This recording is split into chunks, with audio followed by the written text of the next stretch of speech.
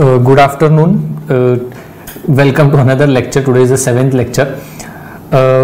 Till now we had done all the political non-political events. We dealt with the political events till 1885. Then we again went back. We saw all the economic aspects of British administration. We saw the social reforms, and we saw many other aspects of how the British administration functioned in the 19th century. So we have covered essentially all the 19th century. Apart from the peasant and tribal revolts, we have covered all the major aspects of 19th century, and now we are ready to move on to the 20th century. So in 20th century, it's more about political activity, and naturally because it is the nationalist movement which has grown. So you will find that the nationalist activity of 20th century will be discussed in about next 4 lectures, and then we'll again look at the miscellaneous aspects, that is the peasant and tribal revolts, the role of women, Dalits, labor, the issue of princely states, that we'll be looking at, and then they'll finally go to the decade of 1940s, and in the last lecture we'll essentially stop at the independence of India. So that is basically the plan for the next 6-7 lectures. So we are now again resuming our political events after 1885, that is after the setting up of the Indian National Congress. Before we do that, I have brought you a map. This map is essentially a map of political map of India prior to 1947 of how British India existed. You can see Myanmar and Sri Lanka are not there because they were separated out as separate nations before that.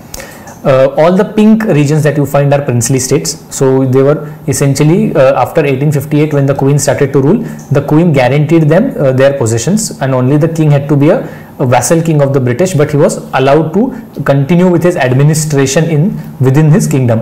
And all the yellow regions that you find are actual British provinces which were captured directly by the British, which had direct British control over them.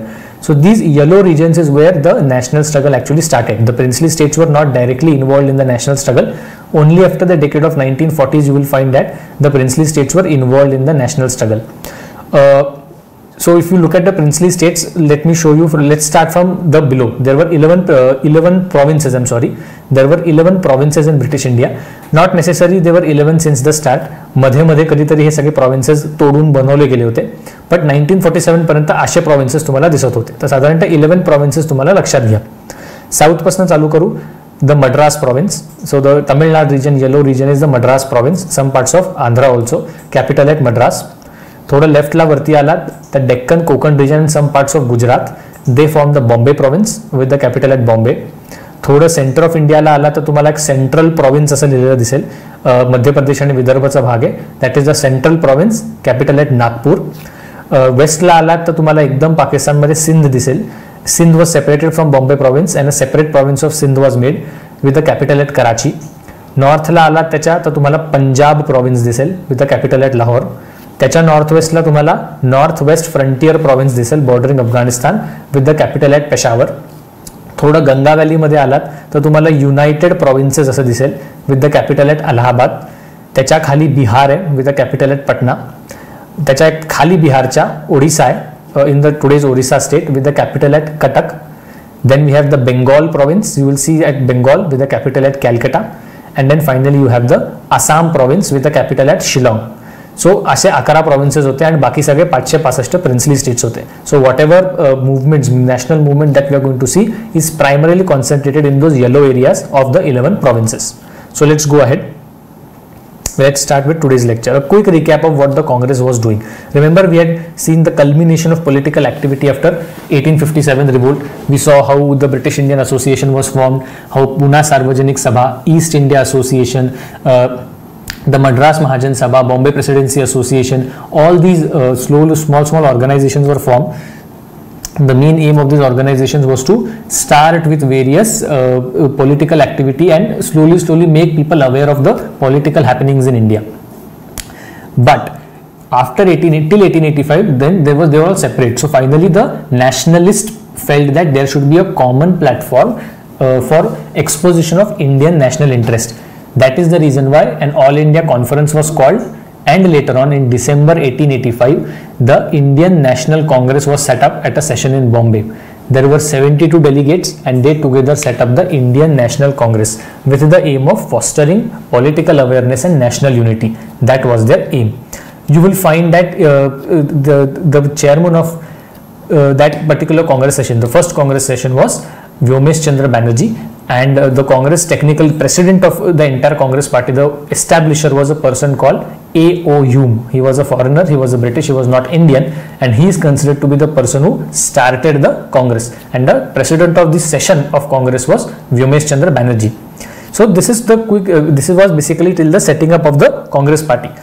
What were the characteristics of this early Congress? Because you have to know that this early Congress had some peculiar traits. First, they were pro-British. So even if there was nationalist activity, they had no intentions of throwing away British. So भरपूर लोकांना हा एक मोठा भ्रम असतो की Congress setup झाल्यापासून ब्रिटिशांना बाहेर फेकायचं काम चालू झालं. तसं काही नाहीये. The final agenda of the Congress to throw out the British started after 1929. तोपर्यंत they had this entire aim of overall what can you say, more independence within India and more freedom to function within India rather than keeping out the British. त्यामुळे they were pro-British.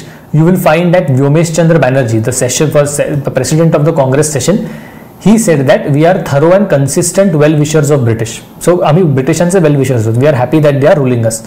Dadabhai Naoroji, he was also one of the early people associated with the Congress. Even he wrote his book Poverty and the Un-British Rule of India. म्हणजे British चांगलेच आहेत, त्यांच्यात un-British attitude इंडियामध्ये आला, त्यांनी फक्त तो सुधारावा. So he himself is saying that there will be a crisis that would befall India if the British choose to leave India at her fate. So these were pro-British people. एकंदरीत early Congress were pro-British people. सगळे moderates होते essentially, and you will find that most of the people had no direct hatred against the British. They only wanted to reform the British rule in India. हा त्यांचा एक primary aim होता. You will find that they were pro zamindars obviously, because कुठलीही political activity चालू करायला पैसे लागतात. त्यामुळे पैसे लागले म्हणल्यावर जमीनदार त्यावेळी पैसे देत होते. त्यावेळी इंडियन इंडस्ट्रियलिस्ट थोडे कमी होते, अजून वाढायचे होते. त्यामुळे zamindar were the first funders of the Congress. And that's why the first stand of the Congress, you will find that the Congress has never taken a tough stand on peasant issues or labor issues in the starting era. कधीच नाही, कारण जमीनदारांचं funding होतं. त्यामुळे naturally labour आणि अशा सगळ्या गोष्टींवर फारसं काँग्रेस बोललं नाही. So you will find, remember when I was talking of the economic impact on zamindars, we discussed something called as the Bengal Tenancy Act of 1885, where the British government was thinking of giving more rights to the tenants, that is landless laborers. And it was the Congress who had opposed this bill because जमीनदारांचा सगळा पकड होता. त्याच्यामुळे एकंदरीत this early Congress was pro zamindar. You will find that the early Congress had much less Muslims. So primarily it was a Hindu body. There was very few Muslims associated with it. So you may hear rare names like Badruddin Tayyabji and all those names. But apart from Badruddin Tayyabji, in the early years at least, there was no major Muslim in Congress. It was, and British basically wanted that only. They dubbed the Congress as a Hindu body and tried to dissuade Muslims from joining the Congress. And then the early Congress phase from 1885 till 1905 is the moderate phase. 1905 का? Because 1905 मध्ये स्वदेशी movement झाली, ती पण आपण आज बघणार आहोत. So 1885 to 1905 is essentially the moderate phase of the Congress, and we will also look at what characteristics these moderates had and what things they wanted. But overall you will find that it is a moderate phase, and in the moderate phase the Congress is pro-British, and in general it is not in a mood to have a mass mobilization and put pressure on the British to go away from India. असलं काही पहिल्या phase मध्ये नव्हतं. Safety valve theory, हे ह्याचं सगळीकडे म्हणणं पडतं. Safety valve essentially is a theory which says that Congress acted as a safety valve for British. 1857 मध्ये खूप ब्लास्ट झाला पब्लिक सेंटिमेंटचा, because there was no way out. And that's the reason why the British felt that there should be some organization of Indians which will take up the issues of Indians and it will voice those issues. We will keep that organization under our control or very less powerful, but if the people there are allowed to speak and voice their concerns against the British, at least this will keep the Indians calm and you will not have a 1857 like blast. ह्या लॉजिकमध्ये safety valve, जसं pressure कुकरला एक safety valve शिट्टी असते essentially, की कुकरमध्ये खूप pressure भरलं की ती शिट्टी ओढते आणि सगळं स्टीम बाहेर जातो. So Congress will now act as a safety valve to the British and it will prevent a large scale अँगर अँड मोबिलायझेशन ऑफ इंडियन्स. असा एक थिअरी मांडली गेली by a person called Rajani Palme Dutt. That person was a communist basically, and naturally it had a very anti-Congress feeling. That's why he said that it is a safety valve which has been created. हे कशावरनं वाटलं किंवा doubt कशावरनं आला, तर असं झालं की एक person होता, his name was William Wedderburn. This man, William Wedderburn, wrote a biography of A.O. Hume. A.O. Hume had set up the Congress. And in that biography in 1913, William Wedderburn claims that A.O. Hume had got secret reports about rebellion, growing rebellion in India. की 1880s मध्ये एक rebellion होईल इंडियामध्ये 1857 सारखा, आणि त्याची भीती होती. And that is why A.O. Hume met the then Viceroy of India, Lord Dufferin. Lord Dufferin was the Viceroy from 1885 till 1889, असे रफली त्या टाइममध्ये Viceroy होते. So A.O. Hume, with the fear that there may be some rebellion in India, met Lord Dufferin. This is what William Wedderburn writes. And Lord Dufferin is both have decided that there should be a safety valve in India in the form of Congress to prevent any rebellion like 1857. And that is the reason why through A.O. Hume a Congress was set up, which will essentially voice the concerns of Indians and ensure that no problematic issue comes up. अशा एक प्रकारची safety wall theory आणली होती. आता ह्या थिअरीचा ऑपोजिटही तेवढंच खरं आहे, तर ते पण एकदा बघून घेऊयात आपण. मुद्दा असा आहे that such secret reports were never found. असं कुठल्याही वेडरबर्नचं जे म्हणणं पडलं ना, तसं कुठलेही पेपर सापडलेले नाहीयेत. ब्रिटिशांनी after independence they made public some of the papers of earlier viceroys. असे कोणतेही पेपर लॉर्ड डफरिनकडे सापडलेले नाहीयेत. So overall you will find that this claim by William Wedderburn has very very less credence in it. Secondly, you will find that the actual actions of Lord Dufferin when the Congress was being established was exactly opposite. He actually asked the governor of Bombay to be much more cautious about establishment of Congress, की that लक्ष ठेवा काय चाललंय हे असं त्यांचं म्हणणं पडलं. अजून एक लॉजिक असं दिलं जातं that Hume was a political liberal, so naturally he wanted a proper opposition to exist in India to the British, and that's why he himself may have set up the Congress, not necessarily it is a safety valve. अजून एक logic असं दिलं जातं that through 1880s and 1890s there was already nationalist activity building up in India. So आपण सगळं जे बघितलं, पुणे सार्वजनिक सभा, east India association, Bombay presidency association, सगळं येतच होतं. आता हे सगळं येत असल्याने एक कुठली तरी ऑर्गनायझेशन तसंही आलीच असती. If not for Congress they may have set up, they would have united and as it is set up some or the other organisation which would have espouse the cause of Indians. So it's not fair to call Congress as a safety valve for anybody. Gopal Krishna Gokhale gave a different logic. What he said was, if any Indian had decided to start this organization, the British would have crushed it very fast, because भारतीय लोक का अशी organisation करतात, ह्यातनं उद्रेक होईल का ह्या भीतीने ब्रिटिशांनी ती ऑर्गनायझेशन आधीच क्रश केली असती. So it is better that A.O. Hume setup it. So A.O. Hume setup केलं हे चांगलंच झालं, अशा प्रकारे कोखलेंचं लॉजिक होतं. And historian Bipin Chandra also gave another logic. He said that if Hume used Congress as a safety valve, Congress leaders used Hume as a lightning conductor. So Humeचा पुढे करून काँग्रेस लीडर्सनी स्वतःची नॅशनलिस्ट ऍक्टिव्हिटी पुढे आणण्याचा प्रयत्न केला. So they used him as a lightning conductor who can be just used for making Congress big. So हे पण कदाचित लॉजिक खरं असू शकतं, because Hume got associated with the Congress for large amount of time after that, and maybe ह्यूमला पुढे करून काँग्रेसने स्वतःचं सगळं जे काही इश्यूज आहेत ते पुढे मांडले मॉडरेट लीडर्सनी. सो दोन्ही बाजूनी ही सेफ्टी वॉल थिअरी साधारणतः बघितली जाते की का सेफ्टी वॉल असावी आणि का सेफ्टी वॉल नसावी, या दोन्ही गोष्टी त्यातनं तुम्हाला आर्ग्युमेंट ठेवता येईल. सो कधी कधी मेन्समध्ये हा प्रश्न येतो की काँग्रेस सेफ्टी वॉल थिअरीचं काय, what is safety wall theory, तर ह्या सगळ्या आर्ग्युमेंट्स तुम्ही तिथे मांडू शकता. की हे सगळं असताना दोन्ही बाजूनी बघितलं गेलं तर even if Congress was not a safety valve, or even if it was a safety valve, doesn't matter, because ultimately it is this organization which ended up mobilizing maximum Indians in 20th century and giving us independence. So it is irrelevant whether in 19th century whether the Congress was a safety valve or not. Clearly it did not prove to be a safety valve. Okay, हा photo मला मिळाला. The venerable veterans is what it is titled. Left side ला जो माणूस उभा आहे that is A.O. Hume. Right साइडला जो माणूस उभा आहे he is William Wedderburn, that is the biographer of A.O. Hume, आणि मध्ये उभे Dadabhai Naoroji. So these three people, I guess London मधलाच फोटो आहे हा, but this is how these people looked. So A.O. Hume बघितलं तर एक ओल्ड रिटायर्ड सिव्हिल सर्वंटचा त्याला प्रॉपर लुक आहे त्याला, आणि राईट साइडला William Wedderburn.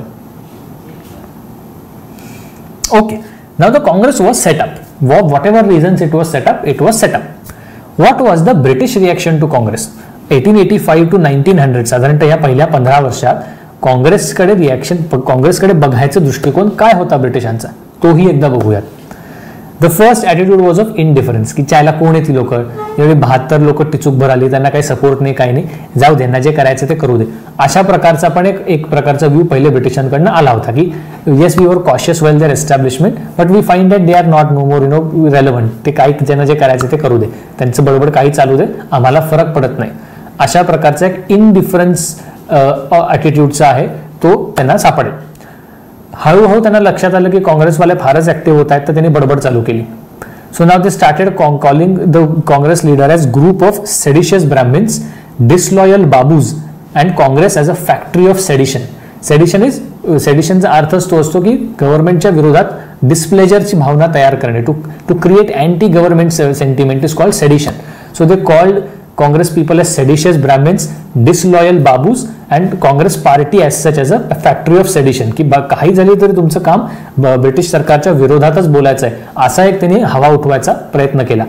Lord Dufferin himself in 1887 ridiculed the Congress, calling it a microscopic minority. तो एका बाजूला तुम्ही मायनॉरिटी म्हणताय, तुमचं काही भाव नाही, तुम्ही कोणाला पब्लिक सपोर्ट नाही तुम्हाला असं म्हणायचं, आणि दुसऱ्या बाजूला मात्र त्यांना फॅक्टरी ऑफ सेडिशन म्हणून मोकळवायचं. सो अशा सगळ्या प्रकारचं ब्रिटिश रिस्पॉन्स हळूहळू यायला लागला. द ब्रिटिश वर स्मार्ट, जोवर स्मार्ट नसते तेवढ्या मोठ्या भारतात त्यांचा कब्जाच झाला नसता. So what they started was, त्यांनी असा एक मॅलिशियस प्रोपोगंडा चालू केला की Congress is a bad body, इथे कोणी येऊ नये, भंगार लोक आहेत सगळी आणि त्यांचा कधी कोणाला फायदा होणार नाही, त्यांच्याकडे नुसतं देशाचं नुकसान होईल. So what they said was that Congress is a Hindu body and the Muslim should not join the Congress. म्हणून त्यांनी त्यावेळी काँग्रेसचे सर्वात एकंदरीत मुसलमानांचे मोठे लीडर होते सर सय्यद अहमद खान. काल आपण सोशल रिफॉर्म्समध्ये बघितलं how he setup the Aligarh Muslim university and how he was a very secular person and how he talked of Hindus and Muslims as two eyes of a beautiful bride call India. ह्याला ब्रिटिशांनी फिरवला आणि ह्यांच्या through सगळे statement द्यायला लागले की काँग्रेस जे आहे ते अँटी मुस्लिम आहे, मुसलमानांनी तिथे जाऊ नये, असं सर सय्यद अहमद खानच्या मदतीने काँग्रेसला अँटी मुस्लिम ठरवायचा एक प्रयत्न ह्यांच्यातर्फे झाला होता. That is why the same Sir Syed Ahmad Khan in 1888 now began saying that Hindus and Muslims are two different nations and they cannot stay together, and that is considered to be the start of the two nation theory and one of the most prominent events that जर मी पार्टिशनची history trace करायला गेलो तर this is the first major event that will signal or that will form the basis of partition of India 50 years later. So एकंदरीत हे sir Syed Ahmad खाननी he was partially successful in pulling away Muslims from the Congress. Similarly princely states आणि ह्यांचा पण त्यांचा कोणाला support मिळाला नको म्हणून राजा शिवप्रसाद ऑफ बनारस त्याला सुद्धा ब्रिटिशांनी फितूर केलं आणि त्यांना म्हणालं काँग्रेसच्या विरोधात तुम्ही बोलायला लागला. So British were trying to play their level of politics about how things were not there. तर अशा प्रकारचं एक रिॲक्शन होतं. If you go in the 1990s, you will find that 1890s, you will find that British found that it is the zamindars who were funding the Congress. So they also tried to woo the zamindars again towards British की तुम्ही त्यांना जास्त support करू नका. जे घटना भारतीयांमध्ये घडत होत्या त्याचा फायदा पण ब्रिटिशांनी घेतला. आर्य समाज खूप ऍक्टिव्ह झालं होतं. 1893 मध्ये गाईच्या वरनं म्हणजे बीफ इटिंग वरनं दंगल झाली होती किंवा त्या प्रॉव्हिन्सची भाषा ऑफिशियल भाषा कोणती असावी ह्याच्यावर खूप कॉन्ट्रोवर्सी चालली होती. हिंदी असावी का उर्दू असावी, कारण पंजाब आणि युनायटेड प्रॉव्हिन्स साधारणतः जिथे आधी मुघल राज होता तिथे हिंदी का उर्दू ऑफिशियल लँग्वेज ठेवावी ह्याच्यावर खूप घमासान झालं होतं. त्याच्यामध्ये हिंदू मुसलमान फूट पडली होती. त्याचा पण वापर ब्रिटिशांनी केला आणि काँग्रेसला अँटी मुस्लिम डब करायचा प्रयत्न केला. 1899 नंतर Lord Curzon became the viceroy of India. ह्याचं नाव आपल्याला पुढे पण येईल. He started to publicly blame the Congress or downplay the Congress. So Lord Curzon is said to have said that Congress is tottering to its fall and I would like to assist its peaceful demise. So त्यांचं म्हणणं होतं की काँग्रेस आता संपत चालली आहे and Lord Curzon will assist its peaceful demise. So एकंदरीत their entire aim was to downplay the Congress. अजून एक ॲटिट्यूड ब्रिटिशांनी दाखवला, कॅरेट अँड स्टिक अप्रोच. त्यांना दिसत होतं की काँग्रेसमध्ये दोन प्रवाह आहेत, काही मॉडरेट्स आहेत काही एक्स्ट्रीमिस्ट्स आहेत. So they tried to have a carrot and stick approach. They tried to woo the moderates and hit the extremists. So moderateला खुश करायचं म्हणून ते ज्यांचे काही डिमांड्स आहेत ते थोडे they started to throw crumbs at the moderates की हे घ्या तुमचे थोडेफार डिमांड्स आम्ही फुलफिल केले, खुश राहा. तुम्हाला 1891चा काउन्सिल ऍक्ट आणला, 1892चा खुश राहा. सिव्हिल सर्व्हिस रिफॉर्म्स आणले आणि इतर छोटे मोठे रिफॉर्म्स आणले. त्या मॉडरेट्सला लेजिस्लेटिव्ह असेंब्ली प्रॉव्हिन्सला आणि सेंट्रल लेवलला सीट दिली की इंडियन्स म्हणून तुम्ही एंटर व्हा याच्यामध्ये. ते मॉडरेट्स खुश झाले. एक्स्ट्रीमिस्टला मात्र त्यांनी दणका मारायला सुरुवात केली. The best case being Tilak. केसरीमध्ये ब्रिटिशांना अफजल खान म्हणून दाखवलं, ह्यामुळे टिळकांवर सेडिशनची केस भरली गेली 1898 मध्ये. सो एक कॅरेट अँड स्टिक अप्रोच चालू केला, मॉडरेट्सला सॉफ्ट घ्या, एक्स्ट्रीमिस्टला खूप टफली ट्रीट करा, अशा प्रकारची पण एक पॉलिसी ब्रिटिशांनी केली. सो ह्या सगळ्यातून तुम्हाला लक्षात येईल की in the early years of Congress, in the first 15-20 years, the British tried their level best to belittle the Congress, try to ensure people don't join the Congress and to ensure that there is divisions within the people of India. अशा प्रकारचे सगळं राजकारण ब्रिटिशांनी शिजवलं. ते थोडंफार successful झालं, पण ब्रॉडली सक्सेसफुल नाही पण झालं. Moderates still finally did manage to get some public support. Extremist नंतर खूपच पब्लिक सपोर्ट घेऊन गेले. सो एकंदरीत in the first 15 years of Congress you will find हळूहळू त्यांची काहीतरी ऍक्टिव्हिटी चालू होती, पण ब्रिटिशांनी मात्र त्यांच्या विरोधात राजकारण केलं. मॉडरेट्स. सो एक्झॅक्टली हे कोण होते मॉडरेट्स, ह्यांचं काय मत होतं, काय करायचं होतं ह्यांना, हे एकदा बघून घेऊ. Moderate nationalism was essentially an effect of people's gradual awakening of the ill effects of British rule. So एकंदरीत आधीचं सगळं कल्मिनेशन होतं नॅशनलिस्ट ऍक्टिव्हिटीचं, त्याचा परिणाम म्हणून ते मॉडरेट लीडर्स वर आले होते. लीड एनी बीट Gopalkrishna Gokhale, Surendranath Banerjee, Dadabhai Naoroji, Pherozeshah Mehta, Mahadev Govind Ranade, these are all moderate leaders. ते एकंदरीत आधीच्या सगळ्या पॉलिटिकल प्रोसेसचं कल्मिनेशन म्हणून ते वर आले होते. So naturally you will find that they were pro British. They had no intentions to kick the British out.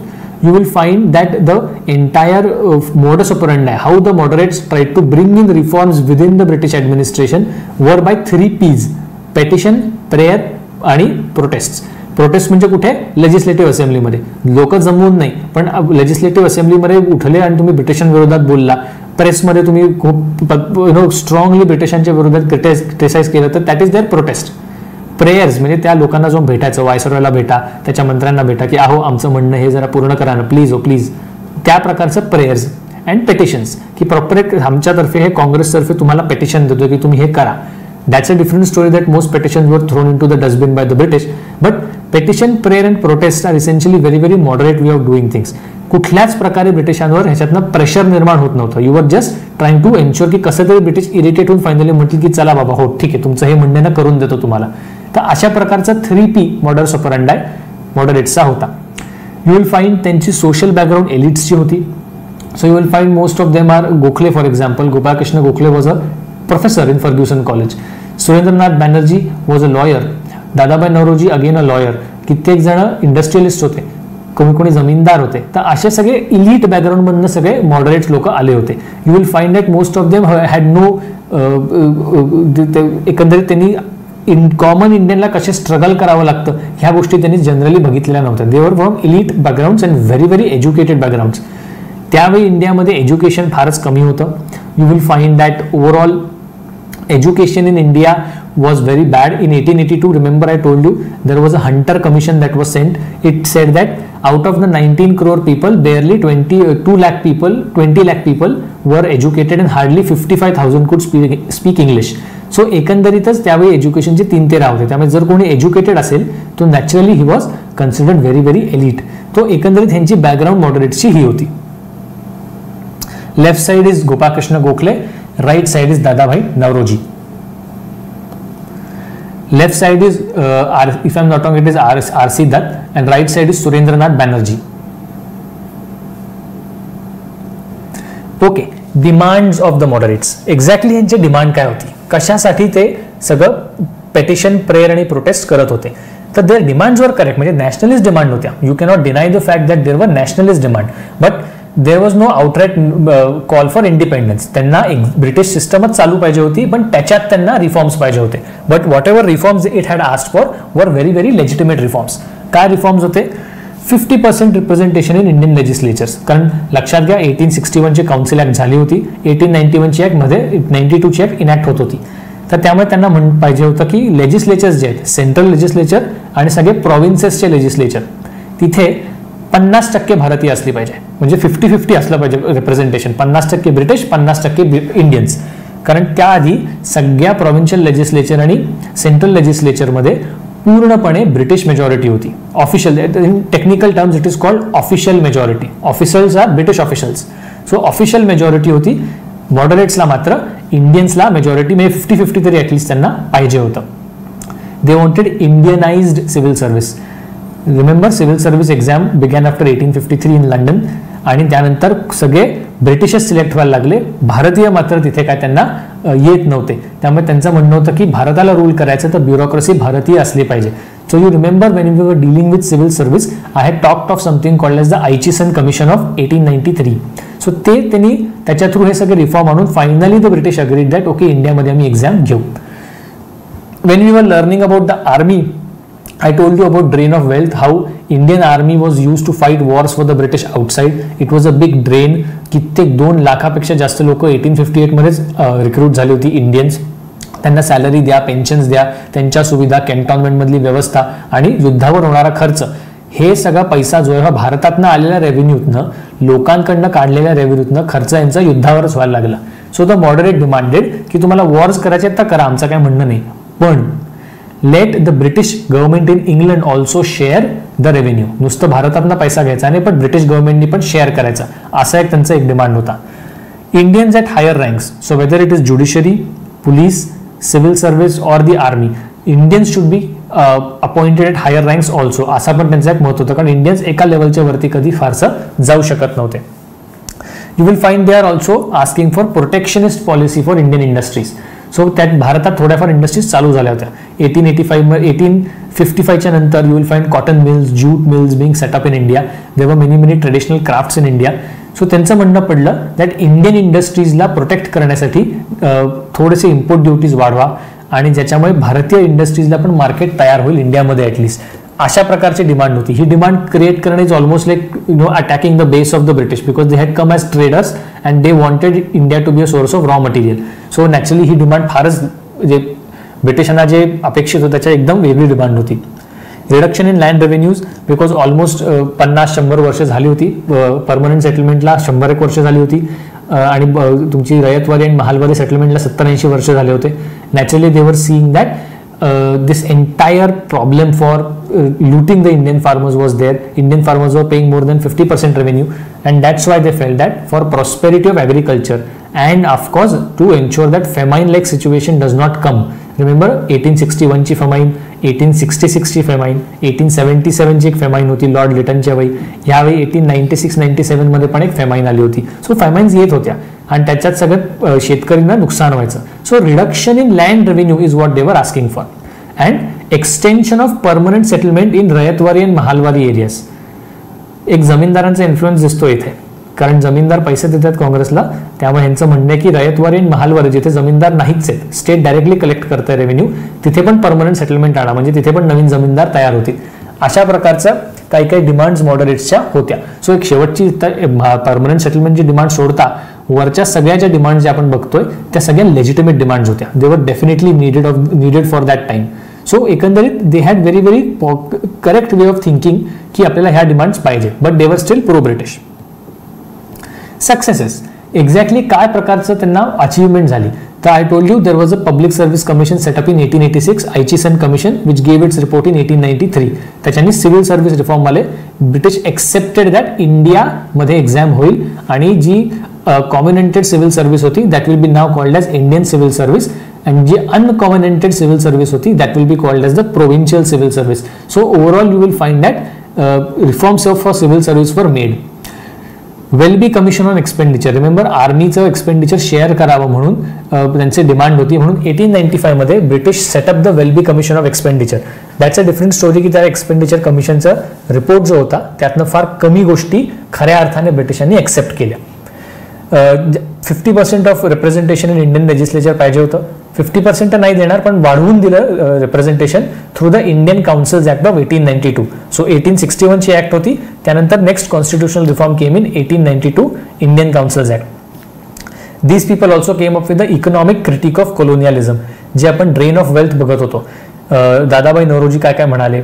RC. दत्तचं मी तिथे तुम्हाला सेगमेंट दिली होती. RC. Datta rot a book call economic history of India, ज्याच्यामध्ये त्यांनी drain of wealth he concept मांडली, कसं ब्रिटिशांनी Indian इंडस्ट्रीला replace केलं आणि how they are exploiting India, असं ते एक इकॉनॉमिक क्रिटिक त्यांनी मांडला होता. दादाबाई नौरोजींनी 12 मिलियन स्टर्लिंग्स पर इयर एवढा पैसा ड्रेन ऑफ वेल्थ इंडियातनं होतीये ही स्टेटमेंट दिली होती. ओव्हरऑल ह्या सगळ्यांनी इकॉनॉमिक क्रिटिक ऑफ कोलोनियलिझम मांडला. So they now began making people aware at least that the British are bad for the economic future of India. and naturally broadly they helped for political unification and generating public awareness, कारण यांचे सगळ्यांचे newspapers पण होते. So you will find that generally the moderate success lay in the fact that हळूहळू इंडियन्समध्ये ब्रिटिशांबद्दलचा awareness आणणं आणि नॅशनलिझम बिल्डअप करणं, this is the long term legacy that the moderates left behind. Failures पण बघितले पाहिजेत. दे वर ओनली एलिट्स बिकॉज त्यांना सामान्य लोकांशी त्यांचा काही संबंधच नव्हता, and they were not meant to be because they did not believe in mass mobilization. त्यांचं मत होतं masses were still not ready for a national struggle. त्यांच्यात तेवढा अवेअरनेस नाहीये, त्यामुळे आत्ता फक्त एलिट्सनीच फ्रीडम स्ट्रगल पुढे न्यावं अशा त्यांचा एक प्रकारचा एम होता. आणि त्यामुळे काय झालं, एकंदरीत नुसतं एलिट्सच्या हातातच मॉडरेट्स राहिले, सामान्य लोकांपर्यंत ते पोहोचले. ते एक्स्ट्रीमिस्टचं म्हणणं होतं की तुम्ही मास स्ट्रगल करा. This is what people like Tilak or Lala Lajpat Rai, Bipin Chandra Pal felt की एक्स्ट्रीमिस्ट आपण पब्लिक मास मोबिलायझेशन केलं पाहिजे आणि ब्रिटिशांवर प्रेशर टाकलं पाहिजे. Moderates did not believe in this. काँग्रेसचे सेशन्स व्हायचे प्रत्येक डिसेंबरमध्ये. काँग्रेसचं सेशन असायचं वेगवेगळ्या भागात भारताच्या, 3-4 दिवसाचं सेशन असायचं. Tilak actually called those sessions as 3-day tamashas. तमाशा असायचे कारण तिथे कोणीतरी येणार, कुठले तरी अध्यक्ष भाषण देणार, कोणीतरी काहीतरी रेझोल्युशन टाकणार, रेझोल्युशनवर वोटिंग करणार की हां दिस रेझोल्युशन स्टँड्स पास. काय होणार आहे त्याचं, ब्रिटिशांकडे तुम्ही ते पेटिशनच्या स्वरूपात देणार, ब्रिटिश ते कचऱ्यात फेकणार. So it was a 3-day tamasha is what the extremist always criticise. Being pro British did not impress many, कारण naturally you are not talking of kicking the British out of India. तुम्ही स्वराजचं पण म्हणणं नव्हतं. स्वराजची concept टिळकांपासून चालू झाली. You will find that त्यांच्याकडे whatever small crumbs were thrown to them, they were happy. So these moderates were happy being sent to the legislative assemblies in India 1892च्या Council Act नंतर. So you will find that they got more pleased when the British threw such small benefits to them. And naturally the British did not listen to them at all in certain cases. Like for example तुमचं म्हणणं होतं की Indian इंडस्ट्रीजला protection मध्ये जास्त करावं, म्हणजे protectionism करावं so that Indian industries prosper. ब्रिटिशांनी 1896 मध्ये एक्झॅक्टली वेगळंच केलं. They increase the excise duties for products manufactured in India, म्हणजे त्यांच्यावर टॅक्सेशन लावलं, म्हणजे तो प्रोडक्ट अजून महाग झाला, अजून लोक विकत घेणार नाही. अशा प्रकारचा आचरटपणा ब्रिटिशांनी केला. आणि जे नेहमीचं मी सांगतो की रुपी स्टर्लिंग रेट नेहमी ब्रिटिश चेंज करायचं आहे to ensure that Indian products become very costly in Britain. So एकंदरीत ह्या सगळ्या प्रकारे मॉडरेट्सचा प्रॉब्लेमच झाला थोडा. त्यामुळे एकंदरीत तुम्हाला दिसेल की moderates were there, they were important, they laid down the base for national struggle in India, yet they were pro-British, they were elites, and hence in the moderate phase at least the Indian national movement could not go towards to the common people. सामान्य माणूस याच्याशी जोडू शकला नाही. सामान्य माणूस खऱ्या अर्थाने जोडू शकला 1905च्या स्वदेशी मुवमेंट नंतर, आणि त्यानंतर मात्र मग हळूहळू public participation in all the national movements began increasing, but the moderates essentially laid down the base. प्रत्येकाचा एक स्वतःचा एक उपयोग असतो, तो त्यांचा हा उपयोग होता. ओके, इतक्या वेळा आपण बोललो. Indian council act of 1892 exactly काय होती ते पण एकदा बघून घेऊ. त्याची बॅकग्राऊंड काय होती, तीच की नॅशनलिस्ट ऍक्टिव्हिटी चालू होती. ब्रिटिशांना दिसत होतं की ह्या लोकांना शांत करणं गरजेचं आहे. You will have lord Lytton's reactionary regime which people were already angry about, की हा भंगार माणूस होता आणि फार त्रास दिला भारतीयांना. मॉडरेट्स प्रेशर आणत होते की बाबा आम्ही तुमच्या प्रो ब्रिटिश होता, आम्हाला काहीतरी कन्सेशन द्या. Lord Dufferin himself in 1888 sent a secret message to Britain saying that reforms are needed to satisfy the Indians. That is why the British they introduced this act in 1890, and actual enactment of the act was completed in 1892. So the Indian Councils Act of 1892 on the background of Council Act of 1861 came into play. Exactly त्याच्यात काय काय होतं ते पण बघून घेऊ. Provisions. Provincial autonomy was guaranteed to Punjab and Northwest Frontier Province. 1861च्या ऍक्टमध्ये Madras आणि बॉम्बेला provincial autonomy मिळाली. तिथे प्रोव्हिन्शियल लेजिस्लेचर्स आणि त्यांच्या गव्हर्नरला एक्झिक्युटिव्ह पॉवर दिल्या गेल्या. तसंच आता पंजाब आणि नॉर्थ वेस्ट फ्रंटियर प्रोव्हिन्सला देखील ते अधिकार दिले गेलेले आहेत. So you will find that all the provinces in India are now having provincial assemblies. So कारण त्यावेळी सिंध, आसाम, बिहार, उडीसा अस्तित्वात नव्हतं. बिहार, उडीसा, आसाम बंगाल प्रोव्हिन्समध्ये यायचं. मद्रास मोठा होता, बॉम्बे मोठा होता. Sindh was a part of Bombay. So overall आणि युनायटेड प्रोव्हिन्सेसला ऑलरेडी प्रोव्हिन्शियल असेंब्ली दिली गेली होती. सो फक्त पंजाब आणि नॉर्थ वेस्ट फ्रंटियर प्रोव्हिन्सेस राहिले होते. So you will find that त्या राहिलेल्या प्रोव्हिन्सेसला देखील त्यांनी प्रोव्हिन्शियल ऑटोनॉमी दिली आणि त्यांना प्रोव्हिन्शियल लेजिस्लेचर स्थापन केले जिथे हे इंडियन लोक जाऊ शकतात. At the central legislative council, केंद्रीय स्तरावर जे आधी 10 इंडियन्स अलाउड होते ते 10च्या ऐवजी त्यांनी 16 इंडियन्स केले. So they increase the representation of Indians आणि the act mandated that at the provincial level 2/5 of the council should be made up of Indians. So इंडियन्सला ॲटलिस्ट काय म्हटलं 40% रिप्रेझेंटेशन त्यांनी दिलं. So you will find that the Indian representation in the councils both at the centre and the provincial level is now increasing. So 1861 मध्ये थोडा reform झाला, 1892 मध्ये आता जास्तच रिफॉर्म झाला. जसं जसं आपण पुढे जाऊ 1909, 1919, 1935 यू विल फाइंड तो इंडियन्सला जास्तीत जास्त कन्सेशन देतच जातात. कारण ऑफकोर्स एका लिमिटच्या पुढे मग 1940s मध्ये कन्सेशन देणं काही राहिलंच नाही. The last concession that you could give them is independence. So हळूहळू तुम्हाला या सगळ्या ॲक्ट्समध्ये तुम्ही एक ट्रेस कराल पॅटर्न की how the slowly British are giving more and more concessions to Indians. So in this case they allowed Indians to come to the provincial councils. How they will come, आधी सगळे nominations व्हायचे. For the first time in the history of British India, first time in the history of British India the British introduced a system of elections. भारताच्या democratic setup मधला सर्वात मोठी घटना आहे. The British introduced elections even if they वर indirect elections. Directly लोक मतदान करणार नाही, इनडायरेक्ट, पण इनडायरेक्ट का असेना पण भारतीय काही इन्स्टिट्यूशन्स मधून स्वतःचे लोक प्रोव्हिन्शियल आणि सेंट्रल लेजिस्लेटिव्ह काउन्सिल्समध्ये पाठवणं हे शक्य झालं. This is a major watershed movement in the history of Indian democracy. 1892च्या काउन्सिल ॲक्टमध्ये British set up a system of indirect elections. कसे? At the lowest level you had municipalities, chamber of commerce, district boards and universities. ह्यांच्या सिनेटवर लोक असणार, municipal कॉर्पोरेशनमध्ये काही लोक असणार, चेंबर ऑफ कॉमर्समध्ये काही लोक असणार, ते इंडस्ट्रीचे रिप्रेझेंटेटिव्ह, डिस्ट्रिक्ट बोर्ड्समध्ये त्या जिल्ह्याचं बघणारे काही असणार. तर हे जे लोक आहेत सगळी ही लोक आपापसात मतदान करून काही लोकांना इनडायरेक्टली प्रॉव्हिन्सच्या लेजिस्लेचरवर पाठवणार. कारण हे सगळे district boards and municipalities came under that particular province.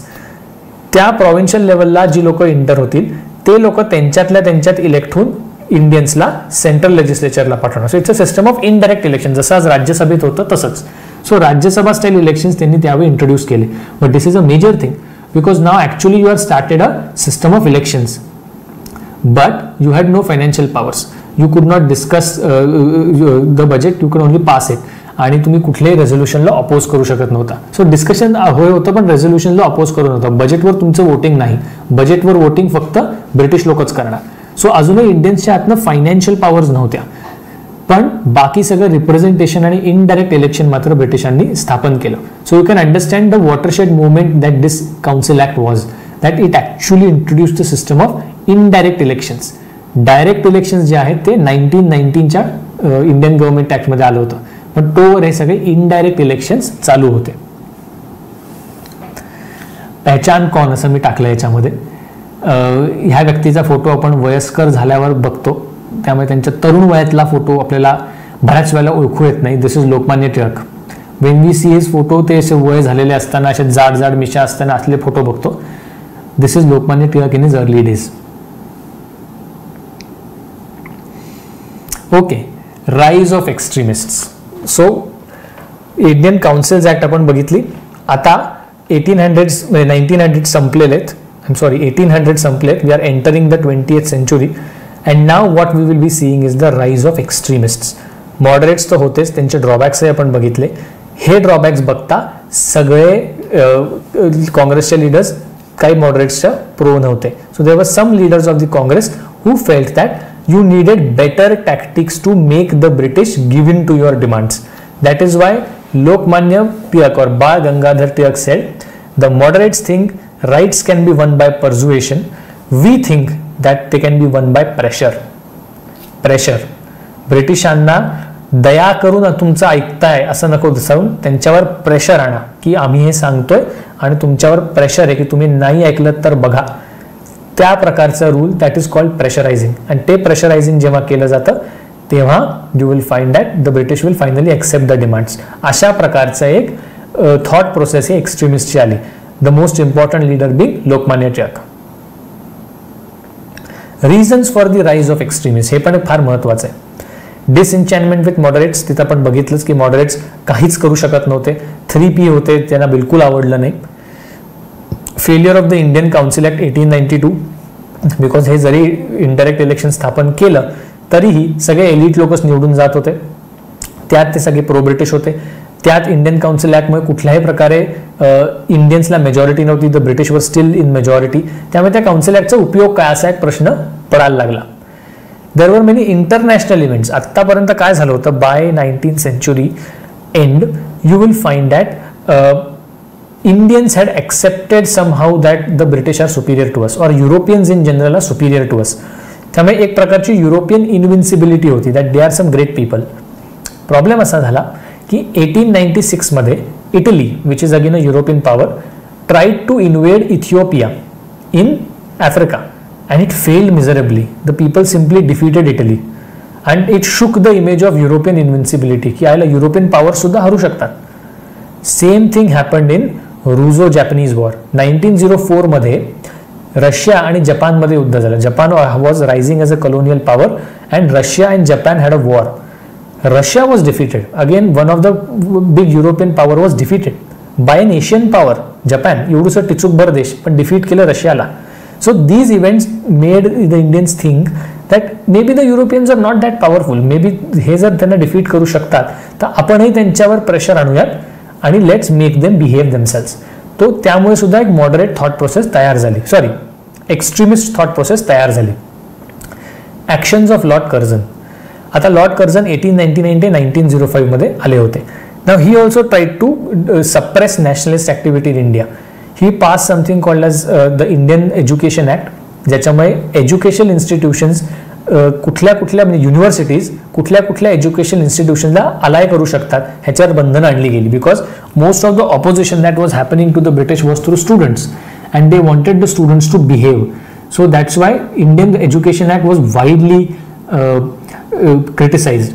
There was an Official Secrets Act of 1903 or 1904 that also created a problem. त्याच्याने ब्रिटिश ॲडमिनिस्ट्रेशन खूप सिक्रेटिव्ह झालं होतं आणि अशा प्रकार भरपूर प्रकारे you will find that Curzon tried to suppress the Indians आणि त्याच्यामुळे लोक ऑलरेडी चिडले होते. And finally of course Curzon partitioned Bengal in 1905 and that led to the rise of swadeshi movement. Who are the extremist leaders? Lal Bal Pal. That is Lal is Bal is Bipin Chandra, Bal is Bal Gangadhar Tilak, Pal is Bipin Chandra Pal, and Lal is Lala Lajpat Rai. So Lala Lajpat Rai, Bal Gangadhar Tilak, and Bipin Chandra Pal. These are the Lal Bal Pal trio. You have Aurobindo, that is Aurobindo Ghosh, and Bankim Chandra Chattopadhyay, that is B.K. Chatterjee. They are the main extremist leaders. What agenda did they come with? Swaraj. Now for them Swaraj again is not necessarily throwing out the British, but they wanted British's minimal role in India. Indians should be self-reliant and we should be allowed to rule ourselves is basically what they are saying. They wanted Swadeshi because British are there, they are capturing Indian markets by flooding it with cheap British goods, and that's why we need our own goods to be sold in India, hence we should be insistent on Swadeshi. They said that there should be pressure politics, mass mobilisation करून भरपूर लोक आली पाहिजे. जेव्हा स्ट्रीट्सवर काही लोक, काही हजार लोक, काही लाख लोक जमिनीवर स्ट्रीट्सवर येतील आणि ब्रिटिशांविरोधात नारे लावतील तर ब्रिटिशांना भीती वाटेल, कारण they are still less in number. The British administration in India function on the very fact that there are certain Indians were pro British in the army and in the civil service. The moment they realize that Indians are on the streets and they are crores of them and a few handful of British can't handle them, the British will come to under pressure and give in to your demands. हे logic होतं. They had this policy of boycott. So स्वदेशी करायचं तर तुम्हाला foreign goods boycott करावे लागतील. And they had a little bit of revivalist tendencies. So you will find that extremists believed in the greatness of India in the past, and that's why we should again aim to become that great nation in the future. अशा एक प्रकारचा revivalist tendency होती, ही पण extremistची होती. This is your Lal Bal Pal. Left side is Lala Lajpat Rai. Sitting in middle is Bal Gangadhar Tilak, and right side is Bipin Chandra Pal. Bipin Chandra Pal was a Bengali, Lokmanya Tilak was a Maharashtrian, and Lala Lajpat Rai was a Punjabi. This is Bankim Chandra Chattopadhyay. खूप म्हणजे characteristic त्यांची ती पगडी होती, त्याच्यामुळे ते जास्त famous झाले. He wrote a book called as Anandamath. ते Anandamath was more of a very nationalist story and that nationalist story essentially was seen in this Anandamath and he is also the progenitor of the song Vande Mataram. Okay, tension with moderates. आता असं होऊच शकत नाही की extremist आहेत आणि moderates आहेत तर त्यांच्यात टेन्शन होणार नाही, कुठेतरी खटके उडतात. तर काय खटके उडले ते पण आपण बघूयात. हा जो सेशन आपण बघणार आहोत पुढे काही स्टेटमेंट आहेत एक्स्ट्रीमिस्टच्या, they were very sharp, very sharp. If you see their statements against the moderates, ते खास अस्सल पुणेरी खाष्टपणा असतो तो तुम्हाला त्यांच्या कमेंटमध्ये दिसेल. The moderates, the extremist clearly sed that the 3P action plan of the moderates, prayers, petition and protests, is nothing but political mendicancy. mendicancy म्हणजे भिकारीपणा. तुम्ही भीक मागताय, राजकीय भीक मागताय की अहो द्या ना आम्हाला. So they considered as political mendicancy. In 1895 Tilak ousted Mahadev Govind Ranade and Gokhale out of the Poona Sarvajanik Sabha. So that this organization still existed आणि त्याच्यामध्ये टिळकांनी जम बसवला, त्यांच्या कार्यकर्त्यांचा जम बसला अँड रानडे अँड गोखलेवर thrown out of it. So that organization now began espousing extremist agenda. The apology affair of Gopal Krishna Gokhale ही ते एकदम मजेशीर गोष्ट आहे. म्हणजे काय म्हणजे उगीच अननेसेसरीली स्वतःच्या पायावर कुऱ्हाड मारून घ्यायचे धंदे. तुम्हाला माहित असेल की 1897 मध्ये पुण्यात प्लेग आला होता. आत्ता आपण कोरोनाला टॅकल करायला जी एपिडेमिक डिसीजेस ऍक्ट 1897 म्हणतोय ती ह्या पुन्हा प्लेगला टॅकल करायलाच पास केली गेली होती. सर पुण्यात प्लेग आला होता 1897-1898 मध्ये. रँड नावाचा अधिकारी ब्रिटिशांनी आणला होता आणि त्यांनी खूप अत्याचार केले, लोकांच्या घरात घुसले, लोकांना घराबाहेर काढलं, स्त्रियांवर अत्याचार झाले आणि म्हणून चाफेकर बंधूंनी त्या रँडचा वध केला होता. तर ती त्या काळची गोष्ट. सो भरपूर आरडाओरडा होत होता ब्रिटिशांच्या विरोधात की प्लेगमध्ये ब्रिटिशांनी खूप अत्याचार केले आणि British officers are bad and they did not tackle plague properly. तर गोपाळकृष्ण गोखले त्यावेळी विदेशात होते, तर ते भारतात आले आणि त्यांनी पण हे जे मत आहे सगळं हे उचलून धरलं. गोपाळकृष्ण गोखले पण म्हणाले की नाही ब्रिटिश चुकले बुवा, ब्रिटिशांनी काय नीट काम केलं नाही. आता गोपाळकृष्ण गोखले मॉडरेट होते. ब्रिटिश अधिकाऱ्यांनी त्यांना सांगितलं की इकडे हा जो इंडियन प्लेग कमिशनचा रिपोर्ट आहे which deals with the kind of actions that the British टूक टू कंट्रोल प्लेग, हा रिपोर्ट तुम्ही वाचा आणि तुम्ही सांगा की ब्रिटिशांनी वाईट केलं का चांगलं केलं. त्यावर गोखले म्हणाले सॉरी माझं चुकलं, ब्रिटिशांनी सगळं चांगलं केलं. Gopalkrishna Gokhale publicly apologized for his earlier comments and said that the British did the right thing while controlling plague. And this angered people like anything. की तुम्ही नव्हताच इथे, काय चाललंय काय नाही चाललंय हे न बोलता तुम्ही कसं काय म्हणालात, कशी माफी मागितली ब्रिटिशांची, हे मात्र टिळकांनी उचलून धरलं की बघा हे तुमचे नेते गोखले जे माफी मागतात लोकांची, ब्रिटिशांना म्हणतात की नाही माझं चुकलं, हे असल्या लोकांना फॉलो करू नका. अशा प्रकारचा टिळकांनी प्रोपोगंडा केला and this again led to the people gravitating towards extremists and Lokmanya Tilak. आता 1898 मध्ये पण नाटक होत होतं. टिळकांवर ऑलरेडी प्रॉसिक्युशन होत होतं सेडिशनच्या केसमध्ये because he had compared the British with Afzal Khan in his newspaper Kesari. टिळकांवर खटला भरला गेला सेक्शन 124A IPC जे सेडिशनचा कायदा आहे. काँग्रेसमध्ये अर्थातच खळबळ उडाली कारण आपल्या नेत्याविरोधात खटला भरला गेला. So in Amravati session of 1897 the extremist tried to have a resolution passed in the Congress session condemning the arrest of Tilak and trying to help out Tilak to release from jail. The moderates blocked this resolution. कारण Tilak extremists चे आम्ही का फरक करू. तो it's a tension between the moderates and the extremists. त्यामुळे criticism असली जबरदस्त आली. Bankimchandra Chatterjee said Congress is nothing but a place for place hunting politicians. की राजकारणी ज्यांना फक्त निवडून यायचं आहे because their sole goal was to secure seats in the assemblies. Direct criticism की काँग्रेस म्हणजे फक्त राजकारणी ज्यांना फक्त निवडून यायचं, त्यांना काय देशाची पडलेली नाही. Aurobindo in 1894 said that the moderates are out of touch with the proletariat. की सामान्य लोक आहेत त्यांच्याशी मॉडरेट्सचा काहीही संबंध नाही, तुम्ही एलिट आहात. टिळक अजूनच खाष्ट होते. He called Congress sessions as holiday recreations. किंवा भरपूर वैताग आला आयुष्यात, बायको त्रास देते, चला जरा 3 दिवस काँग्रेस सेशनला कुठेतरी जाऊत असेल. विंटर मंथ्स असतात, छान वेदर असतं, भारतातल्या वेगवेगळ्या ठिकाणी काँग्रेसचे सेशन होत असतात. 3 दिवस तिकडे जाऊन मस्त मजा करून येऊ. So actually Tilak called the Congress sessions by moderates as holiday recreations. And the most worst comment that came from Tilak was, Tilak said, "We will not achieve political success if we croak like a frog once a year, त्यामुळे बेडकासारखं डराव करून कधीतरी या वर्षातनं 3 दिवसच्या सेशनमध्ये तुम्ही किटकिट केली तर काय तुम्हाला पॉलिटिकल अचीवमेंट काही मिळणार नाहीये. Clearly said, you cannot achieve success if you croak like a frog once a year. तुम्हाला कंटिन्युअस अजेंडा पाहिजे. मॉडरेट्सचा सर्वात मोठा प्रॉब्लेम हा होता की ही लोक त्यांच्या प्रोफेशन्समध्ये इन्व्हॉल्ड होती. कोणी बिझनेसमॅन होतं, जमीनदार होतं, अकॅडमिक होतं, लॉयर होतं, त्यांचं काम चालू होतं आणि मध्ये पार्ट टाइम ऍक्टिव्हिटी म्हणून हे काँग्रेसचं काम करायचे. Tilak on the other hand change the entire culture and he said full time काम. जर तुम्हाला पॉलिटिकल सक्सेस पाहिजे, you cannot croak like a frog once a year, you need to be full time engage in the political activity and तरच तुम्हाला success मिळेल. त्यामुळे overall you will find that Tilak is extremely critical of the moderates. So this is a photo of certain important moderate leaders. खाली सगळ्यांची नावं लिहिली आहेत, ती मी एक एक वाचून दाखवतो. त्यातले महत्वाचे लोक, समोर जी लोक बसलेली आहेत, जे खुर्च्यांवर बसली आहेत, फ्रॉम लेफ्ट टू राईट, डावीकडनं बघा. इमिजिएट डावीकडे बसलाय दिनशा वाचा. ही is a very famous Parsi businessman. Dinshaw वाचा भरपूर मोठ्या काँग्रेसचे लीडर पण होते, moderate leader, and he was a prominent Parsi businessman. त्यांच्या शेजारी is William Wedderburn. So I told you he wrote the biography of Lord Dufferin who claim that this is a safety wall theory. ते William Wedderburn. William वेडरबर्नच्या शेजारी तिसरे जे आहेत ते बसलेत Firoz Shah Mehta. So the moderate leader of Congress Firoz Shah Mehta, he is again a Parsi. He is also involved in the Rahnumai Mazda Sabha of the Parsis, जे revolution त्यांच्याकडे reformist movement चालू झाली होती. त्यांच्या शेजारचे सोडून द्या.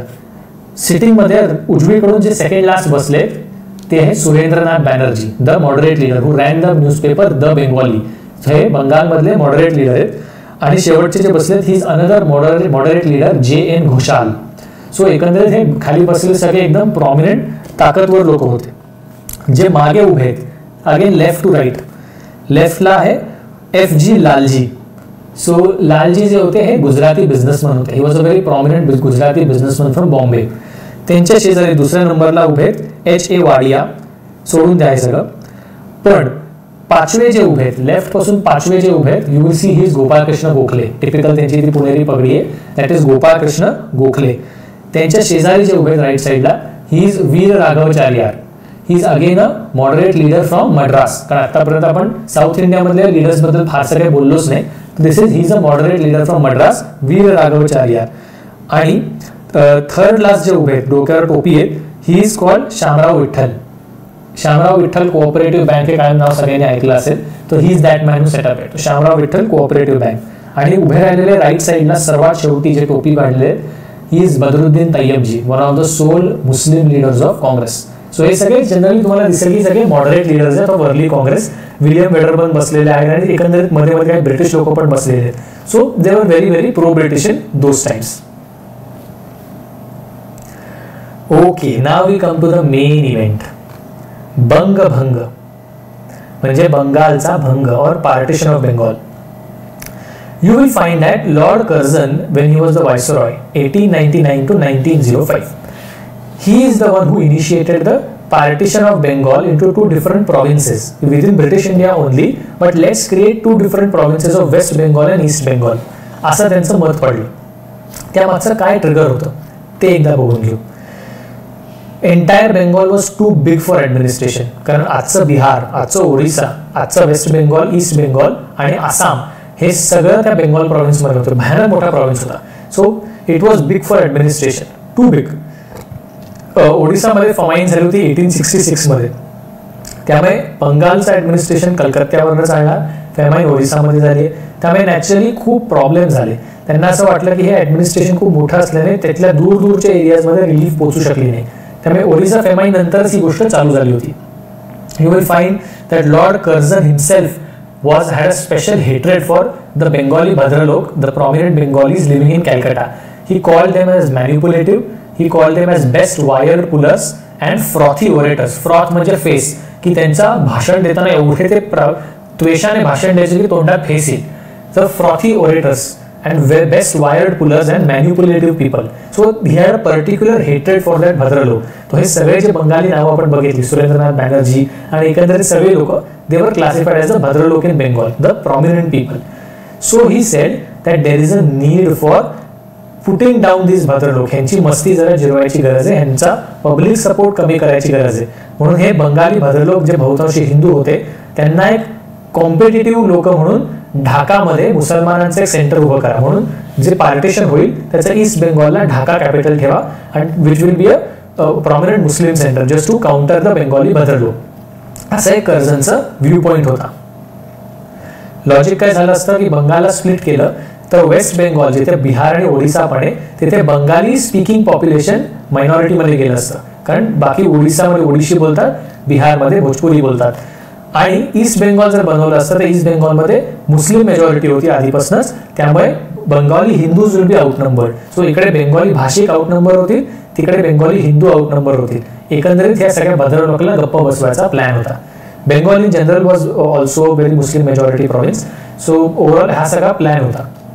तर ह्या सगळ्यामुळे कर्झननी फायनली ठरवलं की बास झालं, आता हे बंगालचं मी 2 प्रोव्हिन्सेस पाडणारच आहे.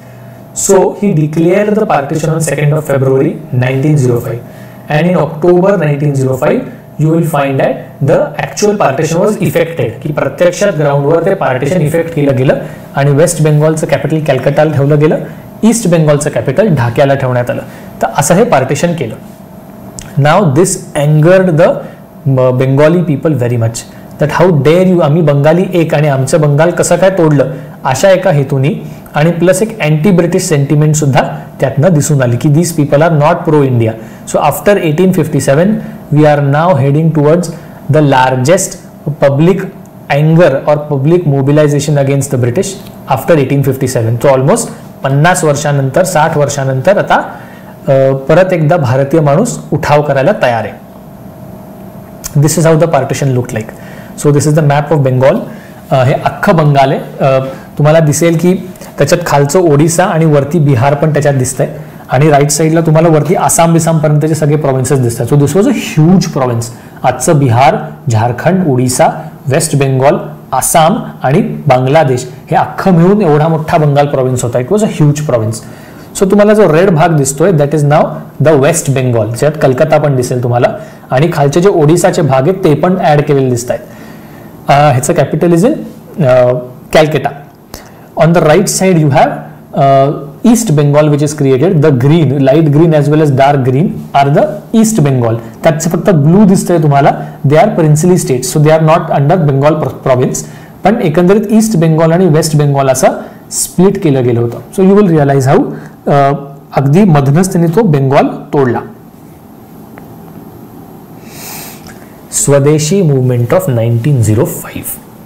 सो ह्या सगळ्या पार्टिशन ऑफ बेंगॉलमुळे द बेंगॉलीज वर extremely angry. So you will find that the British themselves were advised by the moderates not to do this. So Surendranath Banerjee, Prithvish Chandra Ray, K.K. Mitra, all such leaders tried to tell the British not to do this, but Curzon did not accept it. So in 1905 when the partition was actually done, the leaders, moderates as well as extremists, met in the town hall in Calcutta in 1905. कलकत्ताचा town hall होता, तिथे ते भेटले and they passed a resolution that we had it enough and now we are going to boycott the Lancashire cotton. British cotton goods जे आहेत, cotton textiles, ते आम्ही boycott करणार आहे, आम्हाला ते काय नकोय. So we are going to create boycott as a major force to put the pressure on the British to take behind or take back this decision of partition of Bengal. So boycott आणि स्वदेशी असं 2 agenda तिथे ठरले की आम्ही boycott करणार British goods आणि फक्त भारतातच बनलेले स्वदेशी गोष्टी आम्ही वापरणार. अशा प्रकारचं रेझोल्युशन त्या कॅलकटा टाउन हॉलमध्ये झालं in 1905. This is the Calcutta town hall. So you can see a typical British structure. Pillars आहेत, वरांडा आहे पुढे आणि त्याच्या पुढे मोठी लॉन आहे. सो एक टिपिकल स्ट्रक्चर तुम्हाला सापडेल. Okay, what is boycott? It was politics of pressure. The plan was to boycott British colleges, administration, trade, exports, everything. So कसं तरी करून ब्रिटिशांचे ॲडमिनिस्ट्रेटिव्ह आणि इकॉनॉमिक इंटरेस्ट कॉम्प्रोमाइज होतील, हे त्याचा हेतू आहे. Lokmanya Tilak call it the योग ऑफ बहिष्कार. तो एक प्रकारचा योगच आहे. तुम्ही चांगलं आसन करताय असं समजा आणि बॉयकॉट करून टाका. स्वदेशी मीन्स कन्स्ट्रक्टिव्ह स्वदेशी, replacing the British goods with Indian made goods.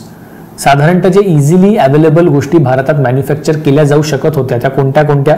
Textiles, soaps, match sticks, banking, insurance, iron and steel, या सगळ्या गोष्टींमध्ये आता भारतीयांची पकड असली पाहिजे अशा एक प्रकारचा व्ह्यू पॉइंट इथे ठेवला गेला आणि स्वदेशी त्यातनं चालू झाली. तो आता we are now heading towards the actual Swadeshi movement. अशा प्रकारचे प्रोपोगेंडा ॲड्स द्यायला लागले की भारत माता आहे, त्रिशूळ आहे हातामध्ये, and she is saying buy Swadeshi, Swadeshi खरीदो. आझाद हिंद तो एक मॅप आहे, त्याच्यावर चरखा आहे आणि बॉयकॉट ब्रिटिश गुड आणि खादी पहेरो असं त्याच्यावर लिहिलेलं आहे. सो ह्या थोडासा नंतरचा गांधींच्या काळातला आहे, पण मी एकंदरीत हा आणला जस्ट टू से की कसं स्वदेशी मुवमेंटने पुढच्या पण काही गोष्टींना इन्स्पायर केलं. So boycott British goods, khadi पहेरो आणि लेफ्ट साईडला लिहिले अहिंसा जाळवो, दारू छोडो. सो अशा प्रकारचे सगळे गांधीजींचे जे कन्स्ट्रक्टिव्ह गोष्टी होते की अहिंसा असावी आणि दारू सोडा, ह्या सगळ्या गोष्टींचे सगळे त्या प्रोपोगेंडावर तुम्हाला दिसेल. Okay, the spread of the event. 16 ऑक्टोबरला पार्टिशन अनाउन्स झालं. त्या दिवशी 16 ऑक्टोबरला you will find people bathing in the Ganga chanting Vande Mataram which was compose bye Bankim Chandra Chatterjee. You will find people tying rakhis to each other for a mark of solidarity. Hindus and Muslims showed remarkable unity that we will not allow Bengal to be partitioned. आणि हे बरोबर नाहीये. लोकांना mobilise करायचं आता मोठ्या मोठ्या गोष्टी चालू राहिल्या. त्या काय झाल्या तर एक अश्विनी कुमार दत्ता नावाचे एक लीडर होते. He set up something called as the Swadesh Bandhav Samiti. So त्याच्यातनं त्यांनी लोकांना मोबिलाइज केलं आणि वेगवेगळे कॉर्प्स ऑफ व्हॉलेंटियर्स त्यांनी उभारले आणि ते सगळे लोक गावोगावी शहरांमध्ये जाऊन लोकांना सांगू लागले की तुम्ही आता ब्रिटिशांना बॉयकॉट करा आणि स्वदेशीचा तुम्ही वापर चालू करा. तर अशा प्रकारचं स्वदेश बांधव समिती त्यांनी चालू केली. The other moderate extremist leaders who were outside Bengal took this Swadeshi movement to other parts of the country. So Tuyak spread it in Pune and Bombay.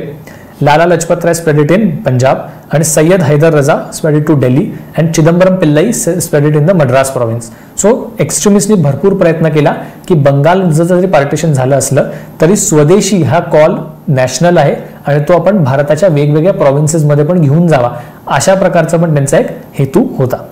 So this is the overall spread of the swadeshi movement.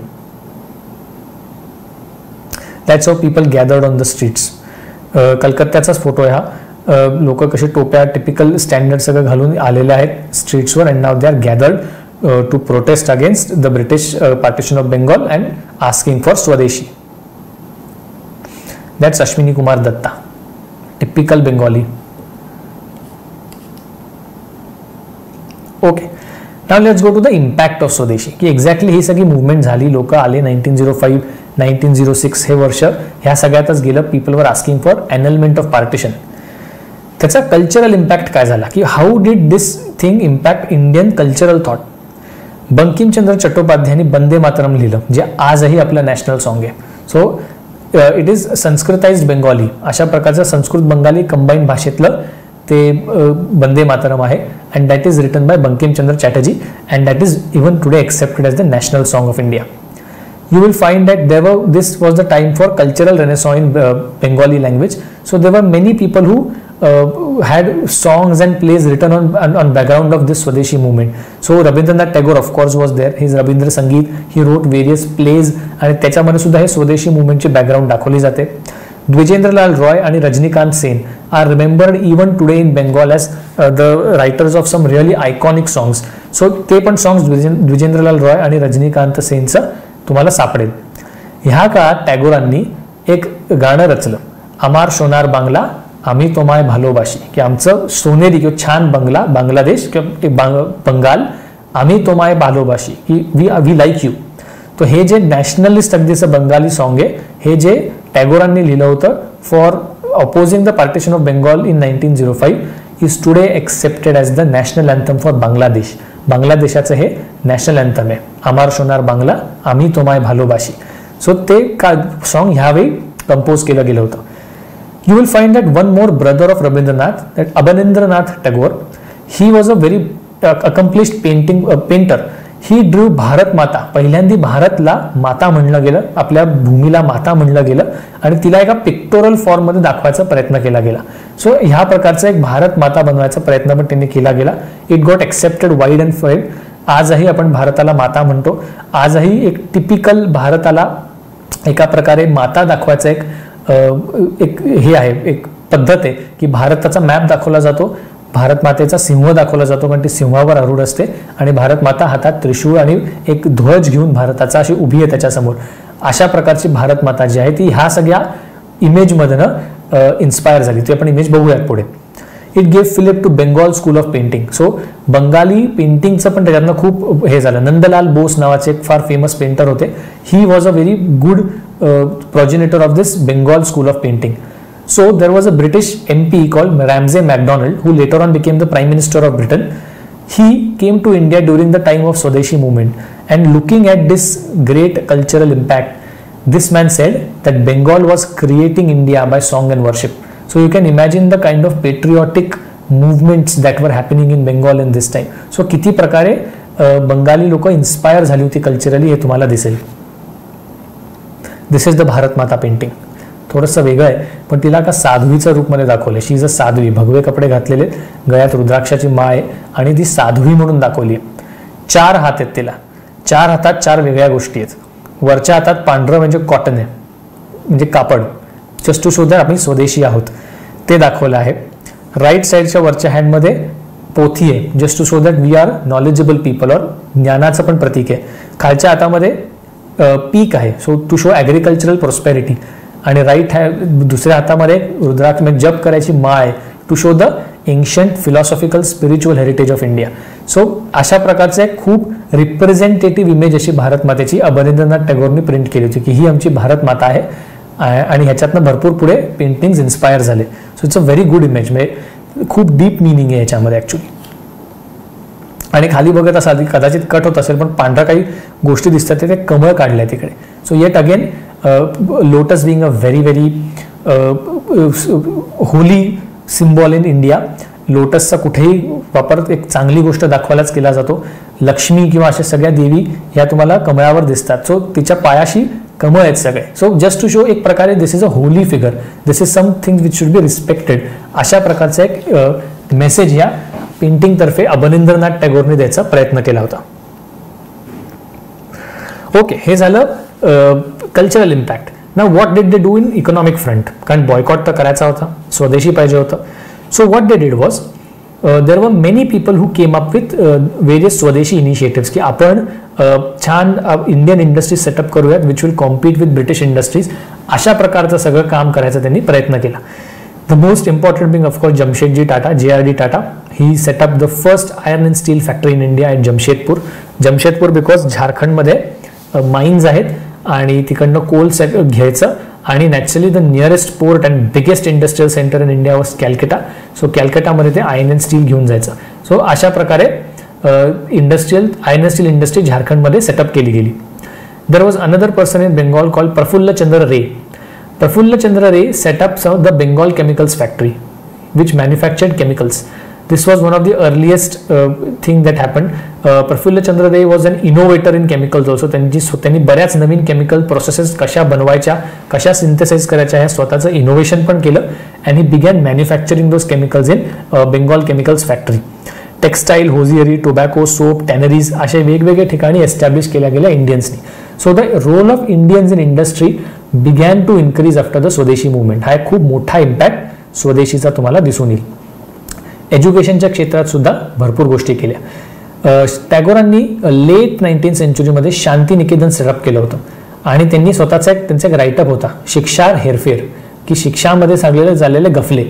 असं सगळं हे होतं की ब्रिटिशांच्या हातात जर शिक्षण ठेवलं तर ब्रिटिश किती त्रास देऊ शकतात ह्याचा एक त्यामध्ये गोषवारा होता. त्यामुळे भारतीयांनी स्वतःच्या शैक्षणिक संस्था स्थापन कराव्या अशा प्रकारचं एक प्रतिपादन हे स्वदेशी सगळ्या मुवमेंटमध्ये आलं. So there was a man called Satish Chandra Mukherjee. He set up something called as a national council of education which was the earliest such council in Bengal. And under this National Council of Education, you have the Jadavpur Engineering College being set up, which later on transformed into the Jadavpur University, which is near Calcutta. So एकंदरीत खूप एज्युकेशनचे initiatives इथे घेताना तुम्हाला सापडतील. So you can see एक स्वदेशी movement आहे पण त्याचे किती फायदे झाले, कशा वेगवेगळ्या क्षेत्रात कसं लोकांनी वेगवेगळं योगदान दिलं. This is the Tata plant. 1911चा फोटो आहे हा. सो यू कॅन सी त्याच्या सगळे ते ब्लास्ट फर्नेसेस आहेत आणि त्याच्या सगळ्या चिमनीज आहेत वरती त्या. सो खूप किती म्हणजे ह्या प्लांट सेटअप करायला कष्ट पडले असेल टाटांना. ब्रिटिश ब्युरोक्रसी तुम्हाला जमीन देणार, परमिशन्स देणार, सगळं तेच देणार, आणि त्यात British of course they are simply not interested to let you function. पण किती अडचणी प्लस पैसा उभा करायला लागणार. पैसा काय टाटांच्या खिशात नसतो, त्यामुळे ते बँक्समधून कर्ज घ्यायचं. बँकिंग सगळं क्षेत्र ब्रिटिशांच्याच हातामध्ये, सगळ्या त्यांच्याच प्रायव्हेट बँक्स आहेत इंडियामध्ये. तर यू कॅन अंडरस्टँड किती प्रॉब्लेम आहे त्यावेळी. सो ह्या सगळ्या अडचणीतनं या माणसांनी जमशेदपूरला iron and steel plant setup केला, which is there even today. This is the Bengal chemicals factory workshop. इथे ते मॅन्युफॅक्चर व्हायचं, ते आजही कलकत्तामध्ये आहे. It is being preserve very well. So this is the Bengal chemicals factory. This is the stamp of national council of education. So national council of education Bengal, ते बंगालीमध्ये लिहिलं, 1906 मध्ये सेटअप केलेली आहे. आणि उजवीकडे काहीतरी उर्दूमध्ये आणि इकडे काहीतरी संस्कृतमध्ये विद्यामृतमुच्यते, की विद्याचं अमृत देण्यासाठी स्थापन केलेलं आहे. आणि एक उगवता सूर्य दाखवला आहे मध्ये. सो एक प्रकारे छान त्यांनी एक सिम्बॉल सगळा केलेला आहे. Okay, what successes did the swadeshi achieve. Finally एवढी सगळी मुवमेंट झाल्यावर फायदा काय झाला. It was a transition from moderates to extremist. Because मॉडरेट्सचा जे रोल होता की ब्रिटिशांना गोडीत घेऊन त्यांच्याकडनं 4 गोष्टी करून घ्यायच्या, तो फेल झाला होता. It is ultimately the extremist propaganda of swadeshi and boycott and pressure that ultimately worked. So you will find that it was a direct approval for the agenda of extremist. त्यामुळे ह्या टाइम नंतर सगळे तुमचे जे moderate leaders आहेत त्यांचा सगळा public support कमी होत जातो. गोपाळकृष्ण गोखले असतील, फिरोजशाह मेहता असतील, अशा प्रकारचे सगळे लोकांचा पब्लिक सपोर्ट ह्यापुढे कमी होत गेला. And moderate support, extremist support begin increasing. It was the stepping stone for national movement. कारण आत्ता इतक्या मॉडरेट फेज नंतर पहिल्यांदाच एवढं मास मोबिलायझेशन झालं होतं. It was the stepping stone for mass mobilisation and national movement in the future. याचा कुठे ना कुठेतरी इम्पॅक्ट जो आहे तो पुढच्या सगळ्या स्ट्रगल्सवर नक्कीच पडला. It manage to spread in the entire country unlike 1857 revolt. 1857 नंतरचा सर्वात मोठा उठाव असतानाही जो 1857चा रिव्होल्ट फक्त नॉर्थमध्ये लिमिटेड राहिला. Now this swadeshi movement spread in entire provinces of India. You will find that the people throughout the country are now aware of what is swadeshi movement and why the partition of Bengal was wrong.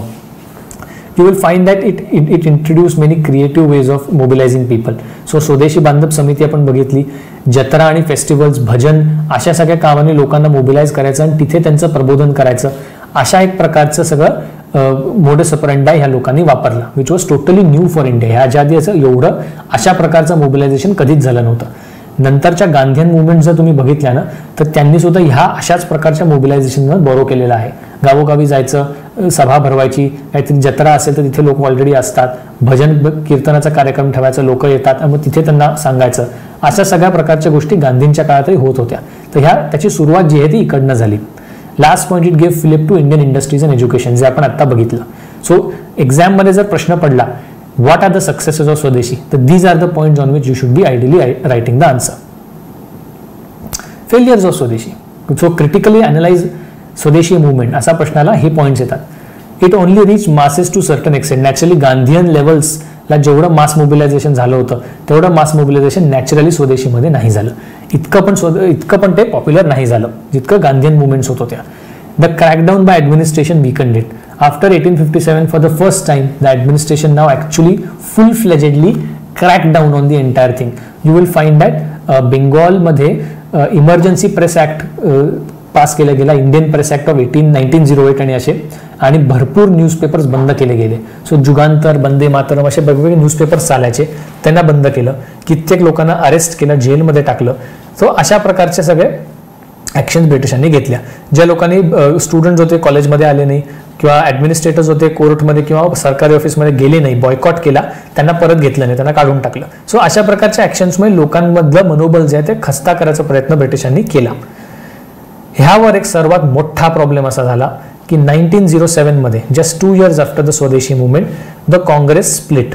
त्याचं पुढे आपण बघणार आहोत, how the Congress split, but you will find that the Congress split in that time.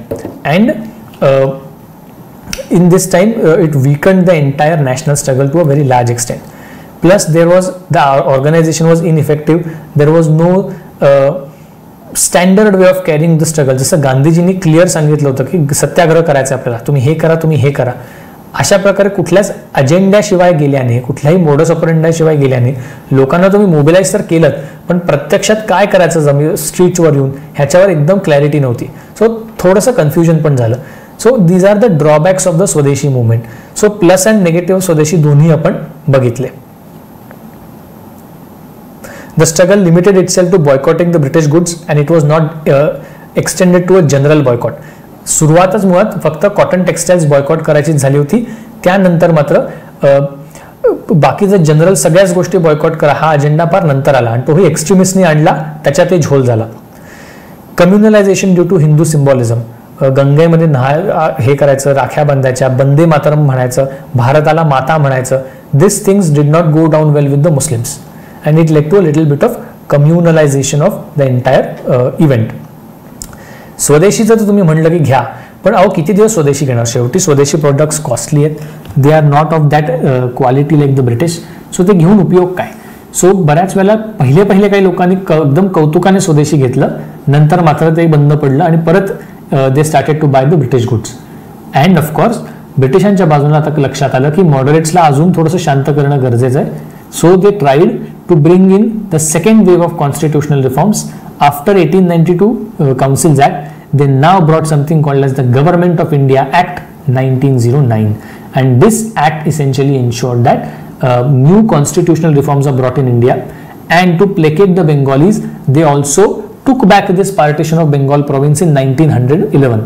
So 1905 साली जे partition केलं होतं ते पार्टिशन 1911 मध्ये त्यांनी परत घेऊन टाकलं आणि ते पार्टिशन परत घेतल्याने again Bengal became one province and they shifted the capital to Delhi. की आता कलकत्ता कॅपिटलच नको आम्हाला. 1911 मध्ये कॅपिटल त्यांनी दिल्लीला हलवलं. तो त्यामुळे मुवमेंटच फूस झाली, कारण सगळं ते शेवटी सगळी मुवमेंट फूस झाल्याच्या 3-4 वर्षानंतर आपोआप ब्रिटिशांनी पार्टिशन मागे घेतलं. सो एकंदरीत काही वर्षात 2 वर्षातच ती मुवमेंट खाली गेली. ओके, मी मगाशी तुम्हाला म्हणालो होतो that there was something called as a Surat split. So the Congress was split for the first time. 1885 मध्ये काँग्रेस बनली होती. देवर मॉडरेट्स अँड देर वर एक्स्ट्रीमिस्ट. त्यांच्यामध्ये भांडणं खूप व्हायची, पण आजवर ते म्हणजे एकत्र असायचे. They were not fighting so much that the party would be compromised.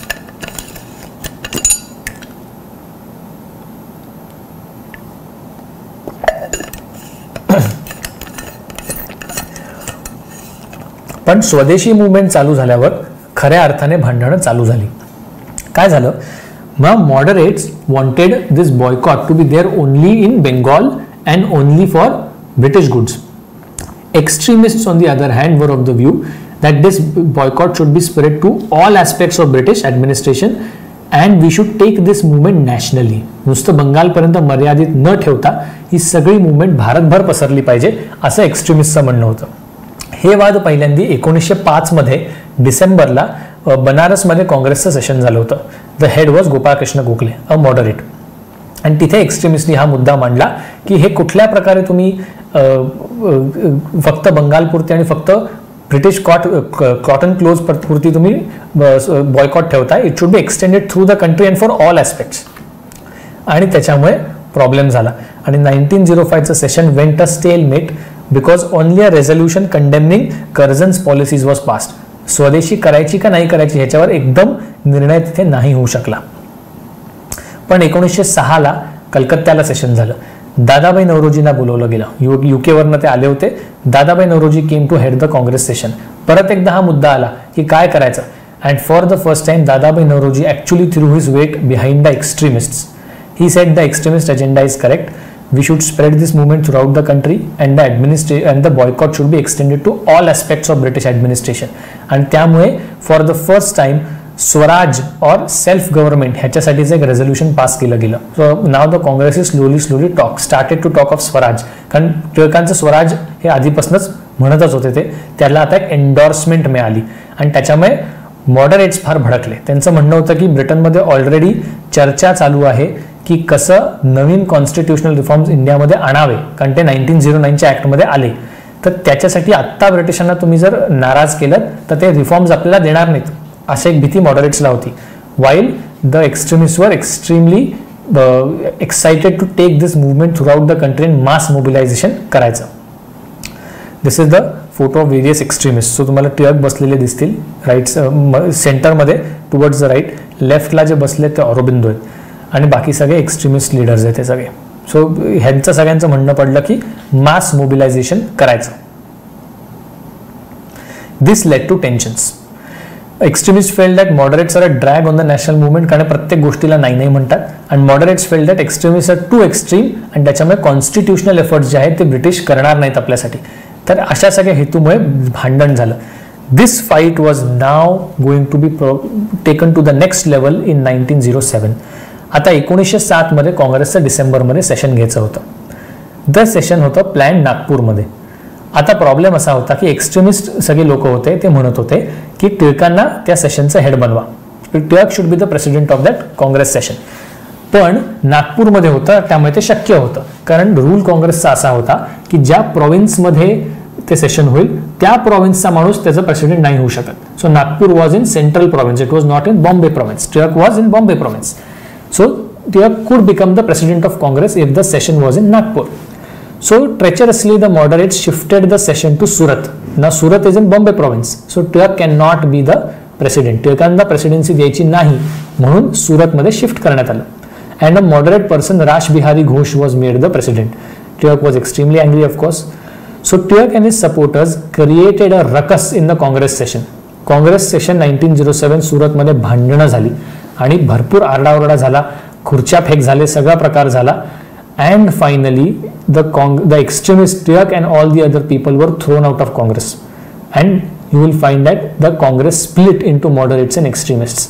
So एक प्रकारे सुरत स्प्लिटमुळे काँग्रेसच्या अख्ख्या स्वदेशी प्रोपोगेंडावर खूप मोठा परिणाम झाला.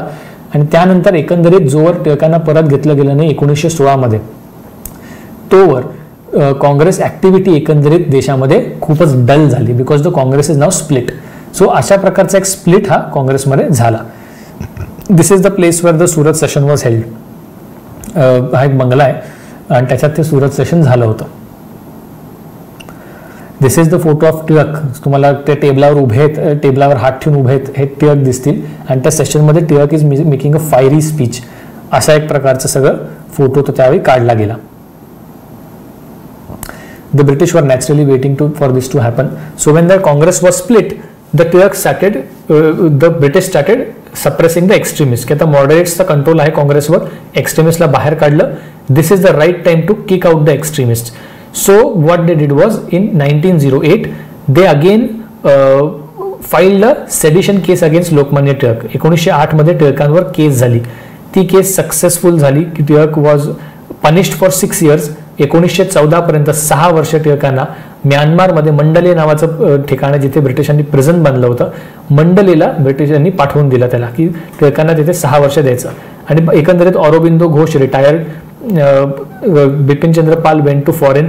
आणि एकंदरीत त्यानंतर एक्स्ट्रीमिस्ट सुद्धा टोन फार शांत झाला. मॉडरेट्सला मात्र ब्रिटिशांनी खुश केलं government of India act 1909 pass करून. ती काय ऍक्ट ती पण आपण बघूयात.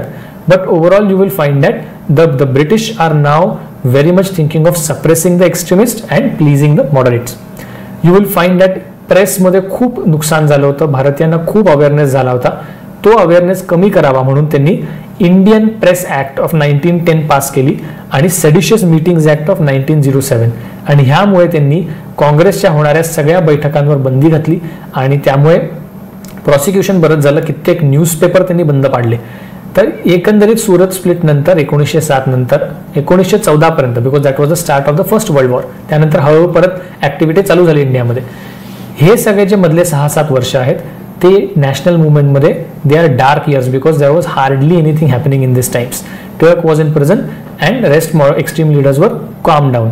Moderates were already calm down because त्यांना कॉन्स्टिट्युशनल रिफॉर्म्स हळूहळू मिळत होते. And the Congress was split. There was no major political party other than the Congress in that times to actually start any political activity. कारण बाकीच्या सगळ्या ज्या political parties होत्या त्या त्यावेळी जस्ट स्थापन होत होत्या. 1907 मध्ये मुस्लिम लीग स्थापन झाली होती, ती आपण पुढे नंतर कधी बघणारच आहोत. why the Muslim League was set up. But Muslim League was set up in 1907 with a specific objective of more constitutional reforms for Muslim. मुसलमानांना पॉलिटिकल रिप्रेझेंटेशन चांगलं मिळावं याच्यासाठी 1907 मध्ये मुस्लिम लीग स्थापन झाली होती. नॅचरली त्या मधल्या 1914 पर्यंतच्या टाइममध्ये मुस्लिम लीग तेवढी मोठीच नव्हती to have any political activity. Hindu Mahasabha which is the third largest political party in pre British times that was setup in 1915. त्यामुळे नॅचरली ह्या मधल्या टाइममध्ये apart from the Congress there was no major political party which was actually capable of doing any kind of national movement. आणि Congress itself was split. So the national movement went down till 1914. सो हा एक मोठा drawback झाला. So स्वदेशी जसं ज्यामुळे आपला ग्राफ वर गेला त्या सुरत स्प्लिटमुळे एकदम तो ग्राफ खाली आला. So it was a suicide by the Congress leaders. This is this is the scene of Turk defending himself in the court. जेव्हा सेडिशनचा खटला भरला 1908 मध्ये, you can find that the British judge is sitting there and this is Turk supporting himself की मी कुठल्याही प्रकारे problem केलेला नाहीये, मी कुठल्याही प्रकारे चुकीचं बोललेलो नाहीये. and then Turk was punished and sent to Mandalay for next 6 years. त्याचा परिणाम असा झाला की हा जो कोर्ट होता जिथे प्रोसिक्युशन झालं that is called as a Esplanade court. म्हणजे ब्रिटिश मुंबईमध्ये जो फोर्ट आहे तर फोर्टच्या भिंती पाडल्यावर त्याच्या बाहेर काही मोकळ्या जागा असायच्या, त्याला इंग्लिशमध्ये एस्प्लान म्हणतात, the open area outside the fort. So तिथे नंतर ब्रिटिशांनी एक कोर्ट बांधला. तर that's why the court is today called as Esplanade court. In that Esplanade court, this prosecution was happening, and when the people standing outside came to know that Turk has been prosecuted and been sent to prison, a riot broke out outside the Esplanade court. त्याचं तुम्हाला सगळं हे दिसेल, तिथे tram दिसेल, लोक ट्रामवर दगडफेक करतायत, ट्रामचे रूळ दिसत आहेत आणि एकंदरीत सगळे लोकांमध्ये प्रोटेस्ट सगळे उफाळून आलेले आहेत हे तुम्हाला दिसेल. त्याच्या खाली डिस्क्रिप्शन जे लिहिले ते मी वाचतो. The riot outside the Esplanade police court Bombay during the preliminary trial of mister B.J. Turk for sedition 1908 असं त्याच्या खाली लिहिलेलं आहे. सो हा फोटो आहे, it's this photo is taken then. Okay, and the last part that we'll be dealing with today is the Government of India Act 1909. The Government of India Act 1909 now is a logical successor of constitutional reform. So आता तुम्हाला असं लक्षात येईल की 1861 नंतर दर काही वर्षांनी ब्रिटिश भारतात कॉन्स्टिट्युशनल रिफॉर्म्स आणतायत. दरवेळी इंडियन्स त्यांना प्रेशराईज करतात आणि दरवेळी ब्रिटिशांना काहीतरी नवीन कन्सेशन त्यांना द्यावं लागतंय. आणि ह्या सगळ्या नवीन कन्सेशन्स देण्याच्या फंद्यात British are giving up more and more control of India to the Indians, and now the Indians are slowly taking hold of administration. You will find that these acts henceforth 1909, 1919, 1935 are where maximum political control and administrative control is being slowly ceded to the Indians. You will find that democratic institutions are being set up in the country. You will find that the base for the constitution of independent India is now being set up in these various acts that have been passed. Indian rules, legislations, कशा पद्धतीने system चालणार या सगळ्या गोष्टी आता ह्या acts हळूहळू ले डाऊन करतायत. So you will find that this government of India act 1909 is one of the eight again a landmark act. आता ह्या पुढे सगळ्या ऍक्ट्स लँडमार्कच असणार आहेत. 1892 was landmark because it introduced indirect elections, आणि आता प्रत्येक ऍक्ट काही ना काहीतरी नवीन गोष्ट करायला घेणार. सो ह्या ऍक्ट्स फॉर क्रिटिकल आहेत. तुम्हाला GS2 मध्ये पण कॉन्स्टिट्यूशनच्या दृष्टीने विचारल्या जातील, हिस्ट्रीमध्ये या हिस्टॉरिकल अँगलनी विचारल्या जातील, तर त्यानुसार तुमचं उत्तर बदलेल. आता हे सगळे रिफॉर्म्स म्हणतात त्याला. दीज रिफॉर्म्स वर named after the viceroy in India and secretary of state in Britain. आपण बघितलं होतं 1858 मध्ये the British setup something called as a viceroy in India who is the agent of the queen, and there is a secretary of state who will sit in Britain and who is answerable to the parliament. So Lord Morley was the secretary of state in Britain and Lord Minto was the viceroy in India. So ह्या दोघांनी मिळून हे constitutional reforms draft केले होते. Hence they are called as Morley Minto reforms. So Morley Minto reforms आणि 1919 ची जी act आहे they are called Montagu Chelmsford reforms. So Lord Chelmsford was the viceroy and Montagu was the secretary of state. So त्या लोकांच्या नावावर हे reforms दिले जातात. So Morley Minto reforms, these Morley Minto reforms were now focused at bringing constitutional amendments to India. So it is broadly called as Government of India Act 1909 because it comprehensively changed the structure in India. You will find that मॉडरेट्सचा support केला होता म्हणून त्याची background तयार झाली होती की आता मॉडरेट्सना शांत करणं गरजेचं स्वदेशी नंतर आणि एक्स्ट्रीमिस्टला प्रॉसिक्यूट करणं गरजेचं होतं. त्यामुळे मॉडरेट्सला शांत करण्यासाठी ही गव्हर्नमेंट ऑफ इंडिया ॲक्ट 1919 दिली की तुम्हाला हे घ्या concessions. Similarly the Muslims are now being henceforth propagated by the British as a very credible ally against the Congress. मुसलमान काँग्रेसच्या विरोधात उभे राहणार अशा हेतूचे सगळे ब्रिटिश पॉलिसीज काँग्रेसने चालू केल्या, ब्रिटिशांनी चालू केल्या.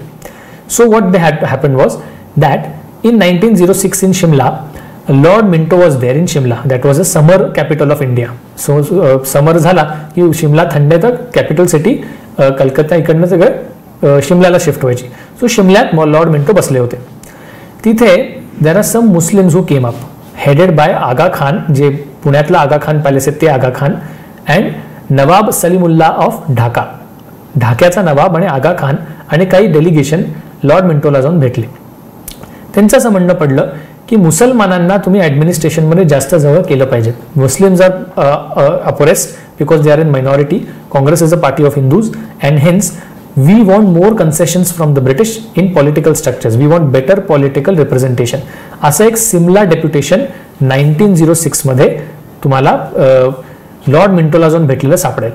लॉर्ड मिंटो नॅचरली प्रॉमिस्ड हिम की हो आम्ही तुमची मदत करू, ब्रिटिशांना तेच पाहिजे होतं. म्हणून as a response to it in 1907 you will have the Muslim League being set up under Nawab Salimullah of Dhaka. In Dhaka itself the Muslim League was set up and the Muslim League said that we are loyal to the British and our entire focus will be to oppose the Congress. So आता मुसलमानांनी मुस्लिम league स्थापन केली, आपल्याकडे deputation आलं तर त्यांना पण काहीतरी concessions द्यायची गरज आहे. ते कन्सेशन्स तुम्हाला या गव्हर्नमेंट ऑफ इंडिया ॲक्ट 1909 मध्ये सापडतील. अँड ऑफकोर्स या मागचं सर्वात मेजर एम होतं to break the Hindu Muslim unity. So the aim was to break Hindu Muslim unity and to ensure that Indians remain divided and the British continue to rule them. ह्या सगळ्या हेतून ही act pass केली गेली. Provisions exactly ॲक्टमध्ये काय होतं. आता परत नेहमीसारखं 1892 सारखंच elected members in the legislative councils at the state as well as the provincial, म्हणजे provincial as well as the central level, the elected members in these councils are now increasing. So these people are now able to Indians are getting more and more seats in the legislative councils at central and provincial levels. So परत भारतीयांचं तिथे proportion वाढलं.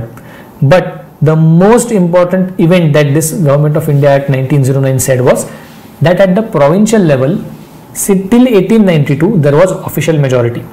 So British were still in majority even if Indians were represented. Now they said that in the legislative council at provincial level Indians will be in majority. So Indians can be elected in majority in these provinces. Elections are still indirect. परत ते municipal boards and district bodies पाठवणार.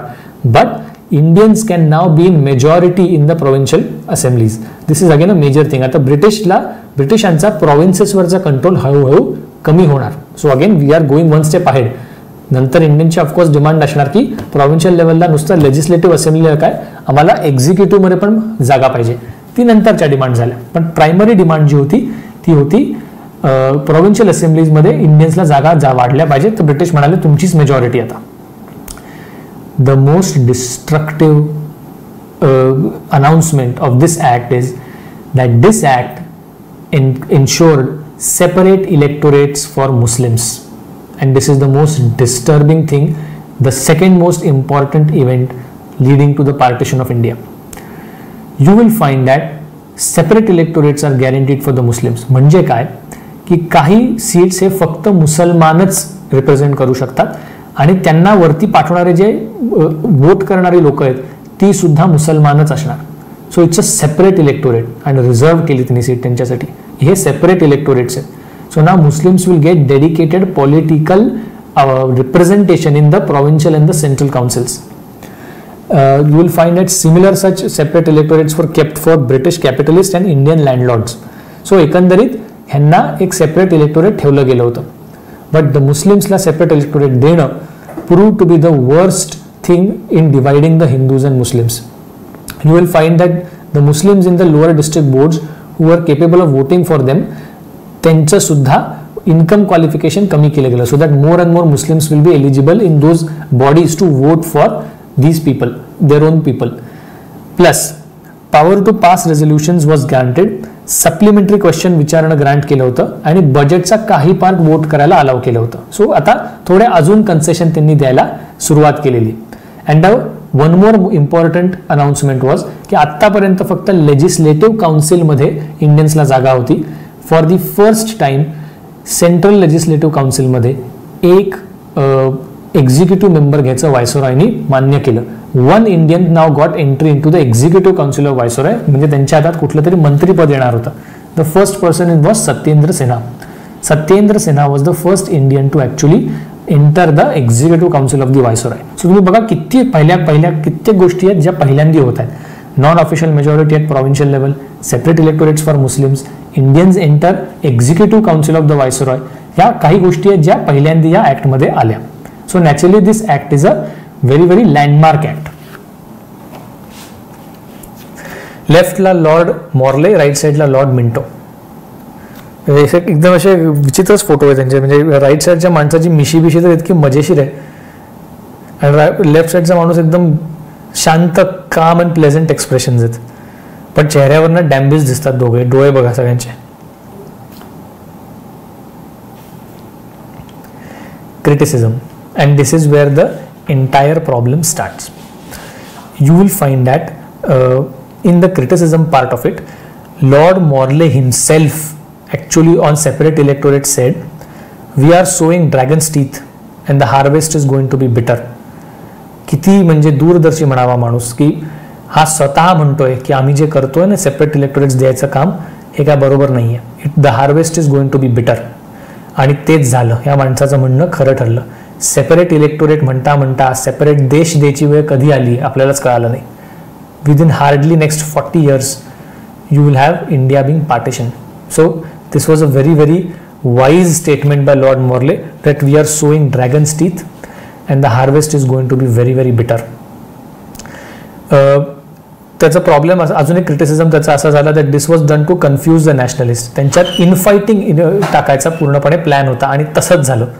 इनफायटिंग चालू झाली. The Congress was steadfastly oppose to separate electorates.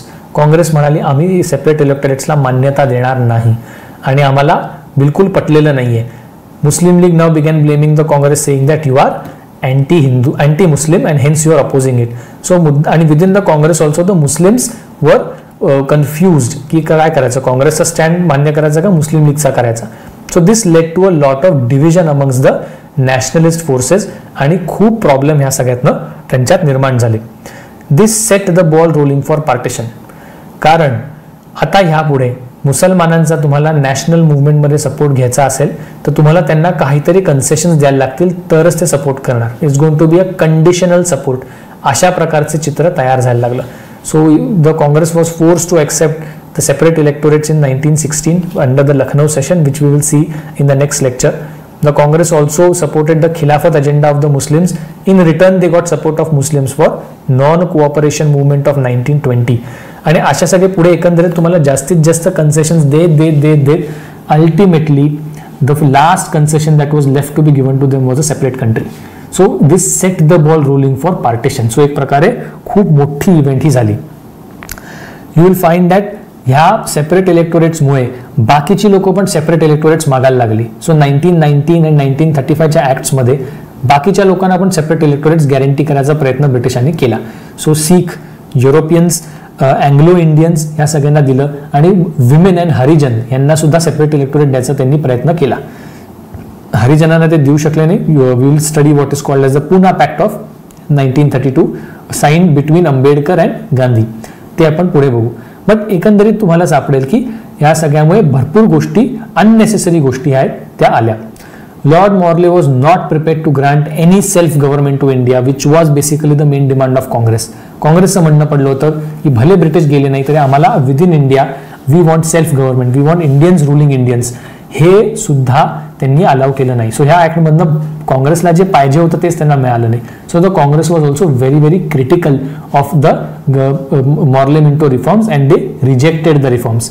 You will find that legislative काउन्सिल्समध्ये additions तर तुम्ही केल्या, इंडियन्सला मेजॉरिटी दिली, but you will find that the legislative council has no power at all. Executive काउन्सिलला खरी पॉवर आहे ती पूर्णपणे ब्रिटिशांची.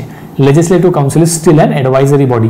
त्यात सुद्धा बजेट पूर्णपणे तुमच्या हातात नाहीये आणि तुम्ही काही एका लिमिटच्या पुढे प्रश्न ब्रिटिशांना विचारू शकत नाही. सो काय उपयोग आहे? Elections are still indirect. एवढं सगळं करूनही इलेक्शन जे आहेत ते अजूनही अप्रत्यक्षपणेच घेतले जात आहेत. सो काय उपयोगच नाही या सगळ्याचा. You will find that common Indian people are still cut off from the government. There is no direct elections. The people are not choosing their leaders, because the moment people start choosing their leaders, they'll of course choose the Congress people. So Congress wanted direct elections, and that's why it opposed the concept of indirect elections. It did not change the undemocratic and foreign nature of British rule. अजूनही त्या प्रोव्हिन्सचा governor आणि केंद्रामध्ये असलेला viceroy ह्यांना इतक्या powers होत्या, emergency power सुद्धा होत्या आणि जनरलच पॉवर होत्या की हे भले इंडियन्सची एंट्री होत असली काउन्सिल्समध्ये तरी त्याच्यानी त्यांच्या अनडेमोक्रॅटिक नेचरला काहीही फरक पडला नाही. The British continue to loot India and they are still a foreign entity. Franchise was limited. You will find that even now the people who could actually participate in the local body election, municipalities आणि अशा सगळ्यामध्ये तेच कमी होते आणि त्यामुळे naturally वरती जी लोक जायची त्यांना सुद्धा वोट्स खूप चुकीच्या लोकांकडनं यायचे. म्हणजे ज्या लोकांना पॉप्युलर सपोर्टच नव्हता असे लोक या बोर्ड्सवर जायचे आणि ते मग लोक वरती या लोकांना पाठवायचे. सो एकंदरीत पूर्णपणे ज्याला म्हणतात ना पब्लिक सपोर्ट असलेले लोक कधीच फारसे निवडून जात नव्हते. You will find women are not giving full right to vote. Women never got the full right to vote till 1947. In 1947, after we became independent and we promulgated our own constitution where we guaranteed universal adult franchisee, तोवर women also did not have complete right to vote. So you will find that अशा प्रकारे 1910 जे decade आहे ते सगळं ह्या असल्या घटनांमुळे झालं. स्वदेशी मुवमेंट आली, एका प्रकारे लोकांना खूप फायदा झाला, खूप प्रकारे लोकांना नॅशनल कॉन्शियसनेस राईज झाला, खूप प्रकारे लोक वर आली, सगळं केलं. पण त्यानंतर झालेला सुरत स्प्लिटमुळे काँग्रेसची ॲक्टिव्हिटी डाऊन गेली, मुस्लिम लीग स्थापन झाली आणि फायनली ह्या सगळ्या काँग्रेसमधल्या लोकांमध्ये फूट पाडण्यासाठी the British government passed the Government of India Act 1909. It was revolutionary because it made the provincial councils having Indian majority. Executive council मध्ये Indian member घेतला. But the most worst thing that they did was they allowed